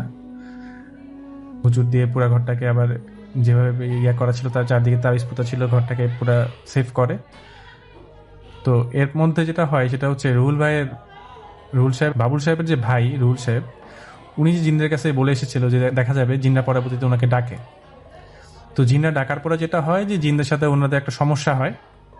তো হঠাৎ করে দেখা যায় যে কোনো কারণে বাবুল সাহেব তার ছোট ভাইকে আর পাচ্ছে না, মানে হঠাৎ করে এলাকা থেকে মিসিং উনি আর কি, ছোট ভাই যে জিনদেরকে পালতো। তো যাই হোক, উনি অনেক যায় খোঁজ খবর করে, কোনো জায়গা থেকে কোনো কিছু পায় না। তো রাত্রেবেলা একদিন উনি স্বপ্ন দেখছেন, বাবুল সাহেব যার মেয়ে হারিয়ে গিয়েছিল, যে উনার ছোট ভাই জিনদের ক্ষতি করার চেষ্টা করছিল দেখে জিনরা ওনাকে মেরে ফেলেছে, এবং উনাকে আর এখানে পাওয়া যাবে না, ওনাকে খোঁজ করে কোনো লাভ নেই। আর যেহেতু জানের বদলে একটা জান চলে গেছে, তো বাবুল সাহেবের যদি কখনো কোনো সময় কোনো প্রয়োজন হয়, ওনাদেরকে যেন স্মরণ করে ওনারা চলে আসবে। তো যাই হোক, বাবুল সাহেব পরে প্রতিতে একটা হুজুরের কাছে যান। হুজুরের কাছে যাওয়ার পরে বাবুল সাহেব পুরো ঘটনাটা খুলে বলেন, এবং হুজুরও তাকে বলে যে জিন্না তাকে মেরে ফেলেছে, তার ছোট ভাইকে। যাই হোক, এরপর অনেক বছর চলে যায়। তো এই যে বাচ্চা মেয়েটা পরবর্তীতে বড় হয়, একটা সময় যখন বিয়ের বয়স আসে, তখন কোনো কারণে মেয়েটার বিয়ে হচ্ছিল না। কারণ গ্রামে তার একটা কথা প্রচলন ছিল এমন যে মেয়েটাকে জিনরা নিয়ে গেছে, এই মেয়ের মধ্যে সমস্যা আছে। যাই হোক, এই মেয়ের বিয়ে হয় না। পরবর্তীতে বাবুল সাহেবের আরও অনেকগুলো বাচ্চা হয়। তো বড় মেয়ের যেহেতু বিয়ে দিতে পারছে না, পরবর্তীতে আরও বিয়ে দিতে পারছিল না, এই জন্য পরবর্তী একটা সময় বাবুল সাহেব জিনদেরকে বলেন যে আপনারা তো একসময় বলেছিলেন যে কোনো সমস্যায় পড়লে আপনাদেরকে বলতে। তো তখন বলে যে আমার মেয়ের তো বিয়ে হচ্ছে না। তখন সেই জিনদের যে সর্দার ছিল সে বলে যে তোমার মেয়ের খুব দ্রুত বিয়ে হয়ে যাবে, এবং যেই পরিবারে তার বিয়ে হবে সেই পরিবারে অসম্ভব বরকতময় হবে তাদের, মানে, এবং এটাই হয়। এবং এক দেড় মাসের মধ্যে তার মেয়ের বিয়ে হয়ে যায়, এবং দেখা যায় যে তার হাজবেন্ড যেই ব্যবসায়ী করে না কেন সেই ব্যবসায় প্রচণ্ড লাভ হয়, এবং বর্তমানে তারা খুলনায় বেশ সম্ভ্রান্ত একটি পরিবার। তো সঙ্গত কারণে নাম বলছি না। তো এটাই ছিল আজকের ঘটনা। ধন্যবাদ সবাইকে। আমরা এখন আমাদের একটা চমৎকার ঘটনায় যাব। আমাদের নতুন একজন অতিথি এসেছেন, তার কাছে। আসসালামু আলাইকুম রাসেল ভাইয়া, আশা করি ভালো আছেন। আমি একটা ঘটনা বলবো। এই ঘটনাটি আমাদেরকে পাঠিয়েছেন আরিয়ান নামের এক ভাইয়া। তিনি লিখেছেন যে যেভাবে লিখেছেন আমি সেভাবে পড়ার চেষ্টা করছি। নিস্তব্ধ মাঝরাতে ভিটের কোণ থেকে ভেসে আসা সেই অমানসিক গঙ্গানে আজও থামেনি, যেখানে মাটির নিচে কবরের পচা মাটি মিশিয়ে দেওয়া হয়েছে। সেখানে জীবনের বদলে জন্ম নেয় কেবল হাড় মাংসের বিকৃতি দলা। অভিশপ্ত সেই ভিটার বিষাক্ত বাতাস আপনার নিঃশ্বাস কেড়ে নিতে যথেষ্ট, কারণ সেখানে প্রতিটি কোণ থেকে অতৃপ্ত কোনো এক আত্মার নিঃশ্বাসের শব্দ পাওয়া যায়। গ্রামের নাম চাঁদপুর। আপাত দৃষ্টিতে শান্ত এই গ্রামের শেষ মাথায় যে বিশাল জীর্ণ শীর্ণ দালানটি দাঁড়িয়ে আছে, তার নাম হচ্ছে চৌধুরী বাড়ি। একসময় এই বাড়িতে মানুষের আনাগোনা আর হাসাহাসিতে খুব মুখর থাকতো চারপাশ। কিন্তু গত 20 বছর ধরে এই বাড়ির চিত্রটা এমনভাবে বদলে গেছে গ্রামের মানুষ দিনের বেলাতেও এই বাড়ির ছায়া মারতে ভয় পায়। এই দালানটি এখন আর কেবল ইট আর সুরকির ঘর নয়, এটি যেন জীবন্ত এক নরক, যে নরকের বীজ বপন করা হয়েছিল 20 বছর আগের এক অমাবস্যার রাতে। চৌধুরী বাড়ির মেজ ছেলে আসলামের সাথে প্রতিবেশী সোবহানের জমি নিয়ে দীর্ঘদিন ধরে এক বিরোধ চলছিল, যে তার প্রতিহিংসা যখন মানুষের বিবেককে গিলে খায় তখন মানুষ পশুর চেয়েও অদম হয়ে যায়। সোবহান ছিল এক রেখা আর ভীষণ জেদি। আসলামের উপর প্রতিশোধ নেওয়ার জন্য সে এমন এক পথ বেছে নিল যা কোনো সুস্থ মানুষের কল্পনাতেও আসতে পারে না। সে সীমান্ত পারের এক তান্ত্রিককে ধরে নিয়ে এলো। সেই তান্ত্রিকের নির্দেশ মতো সদ্য দাফন করা এক শিশুর কবরের মাটি এবং কিছু কুফুরি কালাম করা হার আসলামের শোবার ঘরের চারে কোণে এবং তার উঠোনের ঠিক মাঝখানে পুঁতে দেওয়া হয়। তান্ত্রিক বলেছিল, এই মাটিতে যে গাছ হবে তার ফল হবে তেতো, আর এই ভিটায় যে রক্ত জন্মাবে তা হবে অভিশপ্ত। সেই ঘটনার মাসখানিক পরেই আসলামের স্ত্রী রেহেনা বেগম প্রথম গর্ভবতী হয়। পুরো পরিবারে খুশির জোয়ার বয়ে গিয়েছিল, কিন্তু কেউ জানতো না সেই আনন্দের আড়ালে কি বিভীষিকা ওত পেতেছিল। রোহানার সন্তান প্রসবের রাত ছিল অদ্ভুত রকমের। আকাশে কোনো চাঁদ ছিল না, এমনকি একটা ঝিঝি পোকারও কোনো শব্দ শোনা যাচ্ছিল না। পুরো বাড়িটা যেন এক গভীর শ্বাসরোধকারী স্তব্ধতায় ডুবেছিল। মাঝরাতে যখন বাচ্চার কান্নার শব্দ পাওয়া যায় তখন ঘর থেকে ভেসে এলো দাইমার এক বুক ফাটানো আর্তনাদ। দাইমা বলতে যারা বাচ্চা ধরে আর কি, ধাত্রী মাতা যাকে বলে। আসলাম পাগলের মতো ঘরে ঢুকে দেখলো বিছানায় যা শুয়ে আছে তাকে কোনোভাবেই মানুষের বাচ্চা বলে সাব্যস্ত করা যায় না। শিশুটির শরীরটা কুঁকড়ে আছে, পা দুটো উল্টো দিকে বাঁকানো এবং তার চোখগুলো টকটকে লাল ছিল। সবচেয়ে ভয়ঙ্কর ব্যাপার ছিল শিশুটি কাঁদছিল না, বরং সে এক অদ্ভুত ঘরে শব্দ করছিল, যা অনেকটা মানুষের হাসির মতো শোনাতো। দাইমা কাঁপতে কাঁপতে ঘর থেকে বেরিয়ে এসে বলল, এটা মানুষ নয় আসলাম, এ কোনো শয়তানের বীজ। এই মাটির দোষ, এই ভিটার দোষ। সাথে সাথে আসলামের মাথায় যেন আকাশ ভেঙে পড়ল। কিন্তু এটা তো কেবল শুরু ছিল। এরপর থেকে চৌধুরী বাড়ির প্রতিটি সন্তানই যখনই পৃথিবীতে আসার সময় হতো তখন ঘটে যেত কোনো না কোনো এক অলৌকিক আর বিভৎস সকল কাণ্ড। কোনো বাচ্চা জন্মানোর সাথে সাথেই নীল হয়ে মারা যেত, আবার কারো হাত পা এমন বিকৃতি থাকতো যেন মনে হতো কেউ হাড়গুলো মটমট করে ভেঙে মাংসের ভিতর ঢুকিয়ে দিয়েছে। বাড়ির চারপাশের বাতাসটা কেমন যেন ভারী হয়ে থাকতেও সব সময় মনে হতো অদৃশ্য কেউ একজন সব সময় কানে কানে ফিস ফিস করে কথা বলছে। এক রাতে আসলামের ছোট ভাই কাশেম, সে বারান্দায় বসে তামাক টানছিল।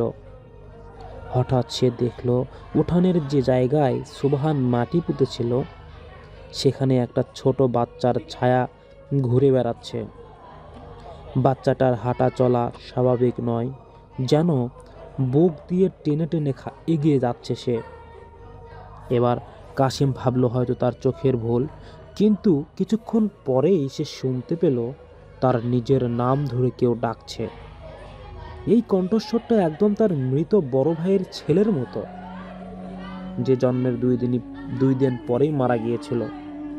কাকা, ও কাকা, কাকা আমাকে একটু কোলে নিবা? কাশিমের গায়ের লোম খাড়া হয়ে গেল। সে টর্চটা সেইদিকে টর্চের আলো ওইদিকে ফেলতেই দেখলো সেখানে কেউ নেই, শুধু মাটির উপর দিয়ে কেউ যেন ভারী কিছু টেনে নিয়ে গেছে এমন দাগ পড়ে আছে। ভয়ে কাশেম ঘরে দৌড় দিল এবং ঘরে ঢুকে দরজা বন্ধ করে দিল, কিন্তু নিস্তার নেই। মাঝরাতে ঘরের চালের উপর ছোট ছোট পায়ে শব্দ শোনা যেত। মনে হচ্ছিল এক ঝাঁক ছোট শিশু চলে আসলো তার উপরে, তার চালের উপরে দৌড়দৌড়ি করছে, আর তাদের হাসির শব্দে সারা বাড়ি গম গম করছিল।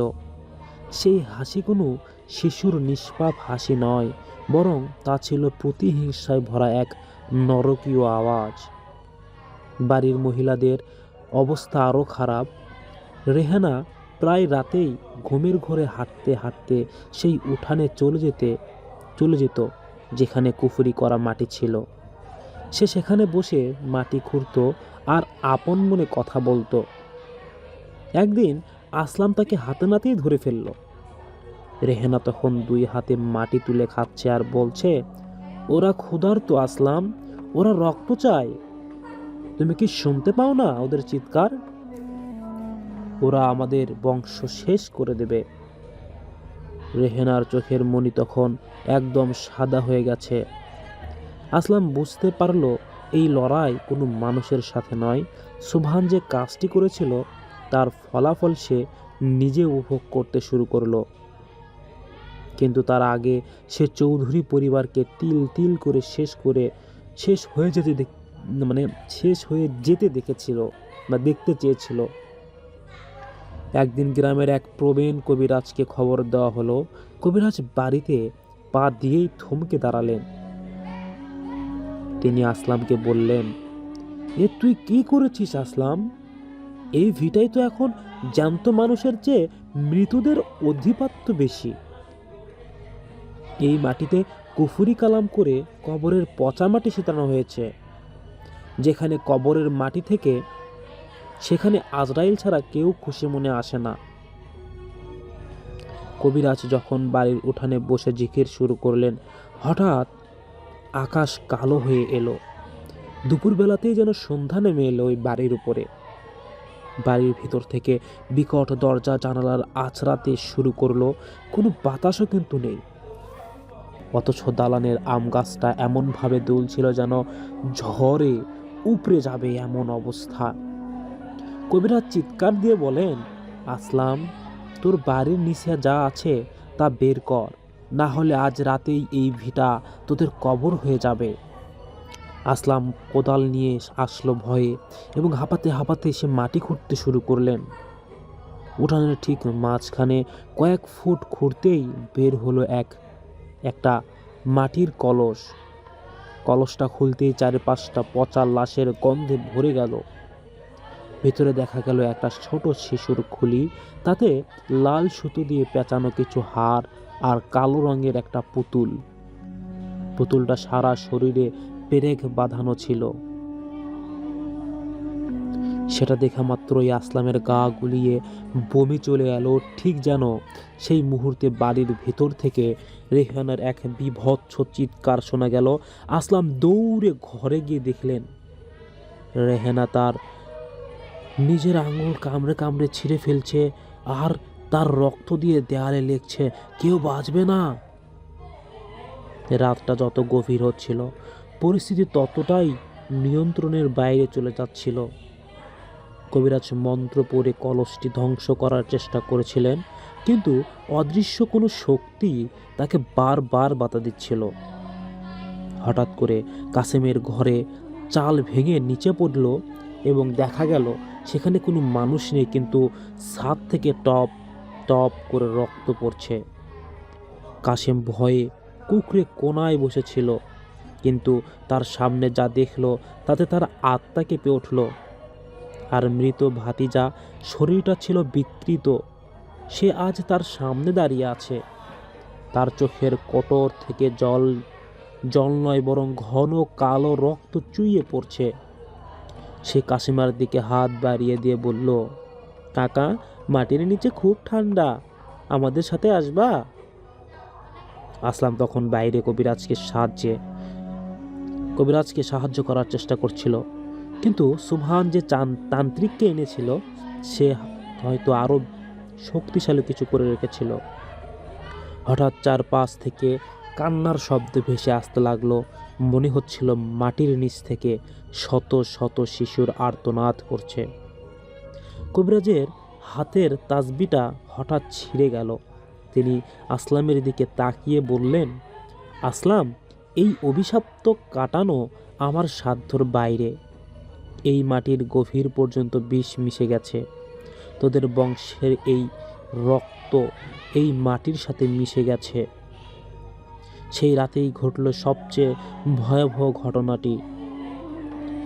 আসলাম দেখল তার বড় ভাইয়ের ঘর থেকে একে একে তাদের পরিবারের সব মৃত আর বিকলাঙ্গ শিশু বের হয়ে আসছে, যারা গত কয়েক বছর ধরে শুধু জন্মের পরেই মারা গিয়েছিল। তারা একে অপরের হাত ধরে গোল হয়ে উঠানে নাচছে। তাদের শরীরের পচা মাংস খুলে পড়ছে, কিন্তু তাদের থামানোর কোনো লক্ষণ নেই। তাদের মাঝখানে দাঁড়িয়ে আছে সুবহান, যার চোখ দুটো জ্যান্ত অবস্থায় কেউ যেন উপড়ে ফেলেছে। সুবহান খিলখিল করে হাসছে আর বলছে, আসলাম, তোর ভিটায় আর কেউ সুস্থ থাকবে না রে। এই কবরের মাটি তোর রক্তকে বিষাক্ত করে দিয়েছে। আসলাম বুঝতে পারলো এটা কোনো সাধারণ শয়তানি নয়, এটা মানুষের তীব্র ঘৃণা থেকে জন্ম নেওয়া এক জ্যান্ত অভিশাপ। সে কবিরাজের পা জড়িয়ে ধরল, কিন্তু কবিরাজ তখন ভয়ার্ত চোখে অন্ধকার দালানের দিকে তাকিয়েছিলেন। হঠাৎ করে দালানের দোতলার জানালা দিয়ে একটি কালো ছায়া নিচে লাফিয়ে পড়ল। সেটা ছিল রেহেনা, কিন্তু ওই ব্যক্তিটা ছিল ওই সুবহানের বউ রেহেনা। কিন্তু সেখান থেকে পড়ার পর তার কোনো শব্দই হলো না। সে বিড়ালের মতো চার হাত পায়ে ভর দিয়ে আসলামের দিকে এগিয়ে আসতে লাগলো। তার মুখটা ঝুলে গেছে আর জিহ্বা অস্বাভাবিক লম্বা হয়ে বের হয়ে আসছে। সে ঘরে গলায় বলল, আজ রাতে ভোজ হবে, কবরের মাটিতে নতুন রক্ত মিশবে। আসলাম তার নিজের স্ত্রীকে চিনতে পারছিল না। তার সামনে দাঁড়িয়ে থাকা এই প্রাণীটাকে। তার বুকের ভিতরটা ধকভক করে উঠল যখন সে দেখল রেহেনার পিছনে সেই অদ্ভুত বিকৃতি শিশুগুলো এসে দাঁড়িয়েছে। তারা সবাই মিলে আসলামকে এবার ঘিরে ধরেছে। আসলামের চারপাশটা ধীরে ধীরে অন্ধকার হয়ে আসতে লাগলো। বাতাসের সেই লাশের গন্ধটা যখন এতই তীব্র যে তার দম বন্ধ হয়ে আসছিল। সে কি আজই তার পরিবারের শেষ সদস্য হতে চলেছে, নাকি অভিশপ্ত ভিটার মাটি তাকেও শুষে নেবে? মাটির গভীর থেকে উঠে আসা সেই পচা গন্ধটা এখনো আর কেবল নাকে নয়, আসলামের মস্তিষ্কের রন্ধ্রে রন্ধ্রে ঢুকে পড়ছে। উঠানের চারপাশটা থমথম করছে। কবিরাজ লোকটা বিড়বিড় করে কিছু একটা পড়ার চেষ্টা করছিলেন, কিন্তু তার গলা দিয়ে কোনো স্বর বেরোচ্ছিল না। শুধু এক ধরনের অদ্ভুত ঘরে আওয়াজ হচ্ছিল। রেহেনা যখন চার হাত পায়ে ভর দিয়ে বিড়ালের মতো আসলামের দিকে এগোতে শুরু করলো, তখন তার চোখের মণিগুলো যেন কোটর ছেড়ে বেরিয়ে আসতে চাইছিল। প্রতিটি পদক্ষেপ তার হাড়ের মটমট শব্দ শোনা যাচ্ছিল, যেন শরীরের ভেতরে কেউ হাতুড়ি দিয়ে হাড়গুলো গুঁড়িয়ে দিচ্ছে। আসলাম, পালাও, এরা মানুষ না, এরা মাটির নিচে সেই অতৃপ্ত ক্ষুধা। কবিরাজ শেষবারের মতো চিৎকার করে উঠলেন, কিন্তু পরক্ষণে এক অদৃশ্য ঝাপটায় তিনি ছিটকে গিয়ে আশ্রয় পড়লেন সেই গর্তটার উপরে যেখান থেকে কলসটা তোলা হয়েছিল। সাথে সাথে গর্তের চারপাশ থেকে অসংখ্য ছোট ছোট ফ্যাকাশে হাত বেরিয়ে এলো এবং সেই হাতগুলো কবিরাজকে টেনে ধরল। দৃশ্যটা দেখে আসলামের রক্ত হিম হয়ে গেল। ছোট ছোট শিশুদের হাত, কিন্তু নখগুলো পশুর থেকেও আরো বেশি ধারালো। কবিরাজ আর্তনাদ করে ওঠার সুযোগও পেলেন না। কয়েক মুহূর্তের মধ্যে তাকে সেই কবরের মাটির ভিতরে টেনে নিয়ে যাওয়া হলো। মাটিটা যেন জ্যান্ত কোনো প্রাণীর মতো নড়ে উঠল এবং কবিরাজকে গিয়ে গিলে ফেলে আবার সমান হয়ে গেল। ওই কবরটা কবিরাজকে গিলে ফেললো, মানে কবরের ভিতরে নিয়ে আবার মিলে গেল। তো এবার উঠানের মাঝখানে এখন আসলাম একা। তার সামনে তার স্ত্রী রেহেনা, যার মুখ এখনো চেনা যাচ্ছে না। চামড়া ঝুলে পড়েছে, মুখ দিয়ে অনবরত কালো লালা ঝরছে। রেহেনা হাসছে, সেই হাসি কোনো মানুষের হতে পারে না। আসলাম, তুমি কি ভয় পাচ্ছ? নিজেদের সন্তানদের দেখে কেউ ভয় পায়? পাগল, দেখো ওরা সবাই এসেছে। 20 বছর ধরে ওরা এই মাটির নিচে তোমার প্রতীক্ষায় ছিল। ওরা দুধ চায় না আসলাম, ওরা তোমার গরম রক্ত দিয়ে তৃষ্ণা মেটাতে চায়। আসলাম টলতে টলতে পিছিয়ে যাচ্ছিল। হঠাৎ তার পায়ে কি যেন একটা নরম জিনিসের ধাক্কা লাগলো। নিচে তাকাতেই সেই দেখলো গত বছর যে সন্তানটি বিকলাঙ্গ, মানে প্রতিবন্ধী হয়ে জন্মগ্রহণ করেছিল, মানে জন্মার পরে মারা গিয়েছিল, সেটি তার পায়ের কাছে শুয়ে আছে। শিশুটির দেহটা অর্ধেক পচে গেছে এবং পেটের ভিতর থেকে নাড়ি ভুঁড়ি বেরিয়ে আসছে। সে তার ফ্যাকাশে হাতটা দিয়ে আসলামের গোড়ালি চেপে ধরল। শীতল সেই স্পর্শে আসলামের মনে হলো তার শরীরের সমস্ত রক্ত বরফ হয়ে গেছে। বাবা, আমাকে কেন মাটিতে শুইয়ে রেখেছিলে? ওখানে খুব পোকা, ওরা আমার চোখগুলো খেয়ে ফেলেছে। শিশুটি যখন এই কথাগুলো বলছিল, তখন তার চোখের শূন্য কোটর থেকে ছোট ছোট সাদা পোকা কিলবিল করে বের হয়ে আসছিল। আসলাম চিৎকার করতে চাইল, কিন্তু তার কণ্ঠ নালী যেন কেউ চেপে ধরেছে। সে দেখল বাড়ির অন্ধকার বারান্দায় থেকে তার বড় ভাইয়ের মৃত স্ত্রী এবং আরো কয়েকজনের আত্মীয় বের হয়ে আসছেন। তারা এই বাড়িতেই রহস্যজনকভাবে মারা গিয়েছিলেন। তাদের সবার শরীর কোনো না কোনোভাবে বিকৃত। কারো মাথা একদিকে ঝুলে আছে, কারো হাত উল্টো দিকে। তারা সবাই মিলে একে এক অদ্ভুত সুরে গান গাইতে শুরু করলো। এ বিষাদ অমানসিক সুর, যা শুনলে মনে হয় মাথার ভিতরে কেউ হাজার সূচ ফোটাচ্ছে। হঠাৎ করেই সুবহান অবয়বটা আবার ফুটে উঠল উঠানের কোনায়। সে এক দৃষ্টিতে আসলামের দিকে তাকিয়েছিল। তার ঠোঁটের কোণে সেই পৈশাচিক হাসি। সুবহান ধীর পায়ে এগিয়ে এসে আসলামের কানের কাছে মুখ নিয়ে ফিসফিস করে বলল, জমি চেয়েছিলে? তুমি জমি চেয়েছিলে না আসলাম? এই দেখো, পুরো জমি এখন তোমার। এই মাটির নিচ তোর 7 পুরুষ শুয়ে থাকবে। কুফরি কালামের শক্তি তুই জানিস না।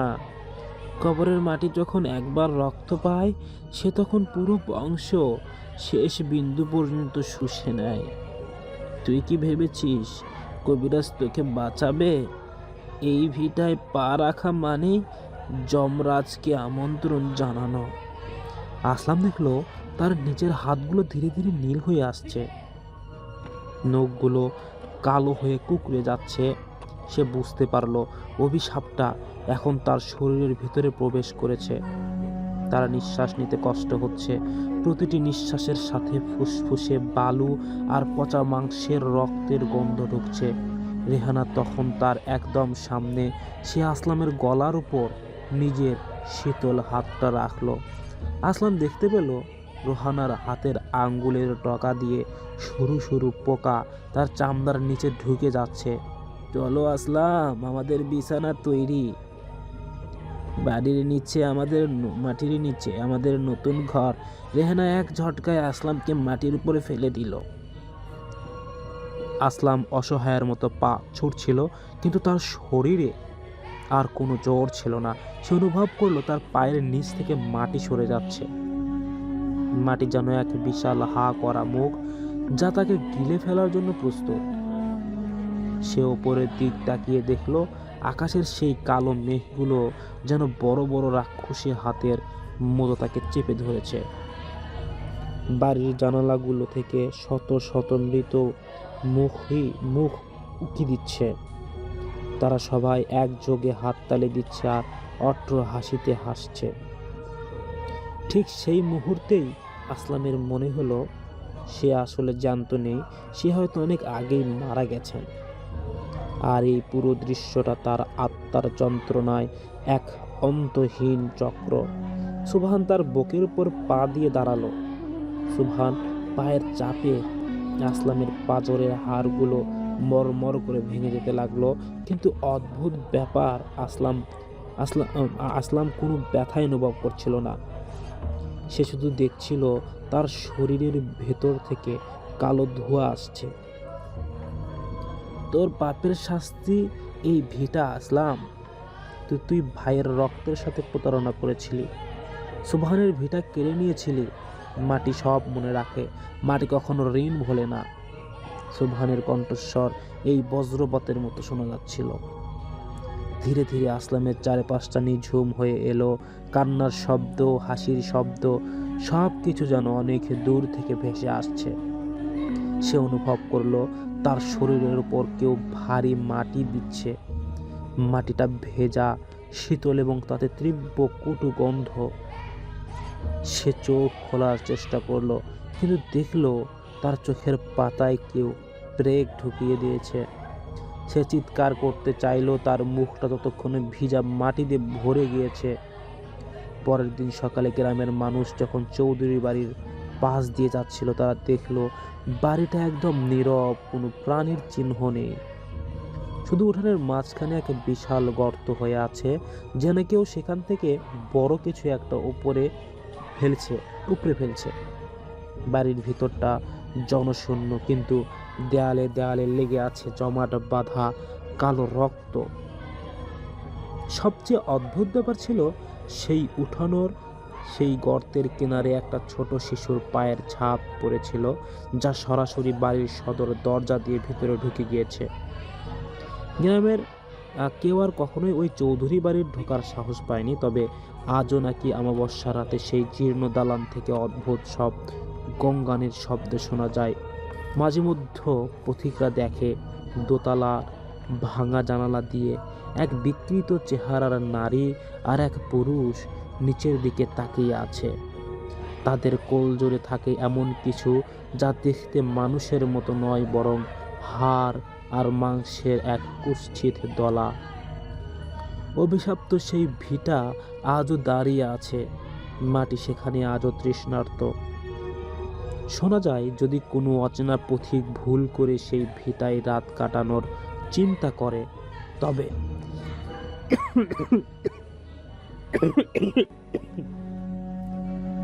সরি, আসলে আমি অসুস্থ, তারপরে ঘটনা বলছি। কুষ্ঠিত আছে, অভিশপ্ত ভিটা আজও দাঁড়িয়ে আছে মাটির সাথে, সামনে আজও তৃষ্ণায়। শোনা যায় যদি কোনো অচেনা পথিক ভুল করে সেই ভিটায় রাত কাটানোর চিন্তা করে, তবে মাটির নিচ থেকে এক কোমল কণ্ঠস্বর তাকে ডেকে বলে, ভেতরে এসো পথিক, মাটির নিচে খুব ঠান্ডা, আমাদের সাথে একটু শোবে। ডার্ক সাইকোলজির এক চরম খেলায় এই মাটি। এখানে ঘৃণা কবরের মাটির চেয়েও বেশি শক্তিশালী। চৌধুরী পরিবারের অস্তিত্ব শেষ হয়ে গেছে ঠিকই, কিন্তু তাদের পাপ আর সুবহানের প্রতিহিংসা সেই মাটিতে মিশে এক অমর শয়তানি সত্তায় রূপান্তরিত হয়েছে, যা আজও নতুন শিকারের জন্য ওত পেতে থাকে। এই ছিল ভাই আজকের ঘটনা আমাদেরকে পাঠিয়েছিল।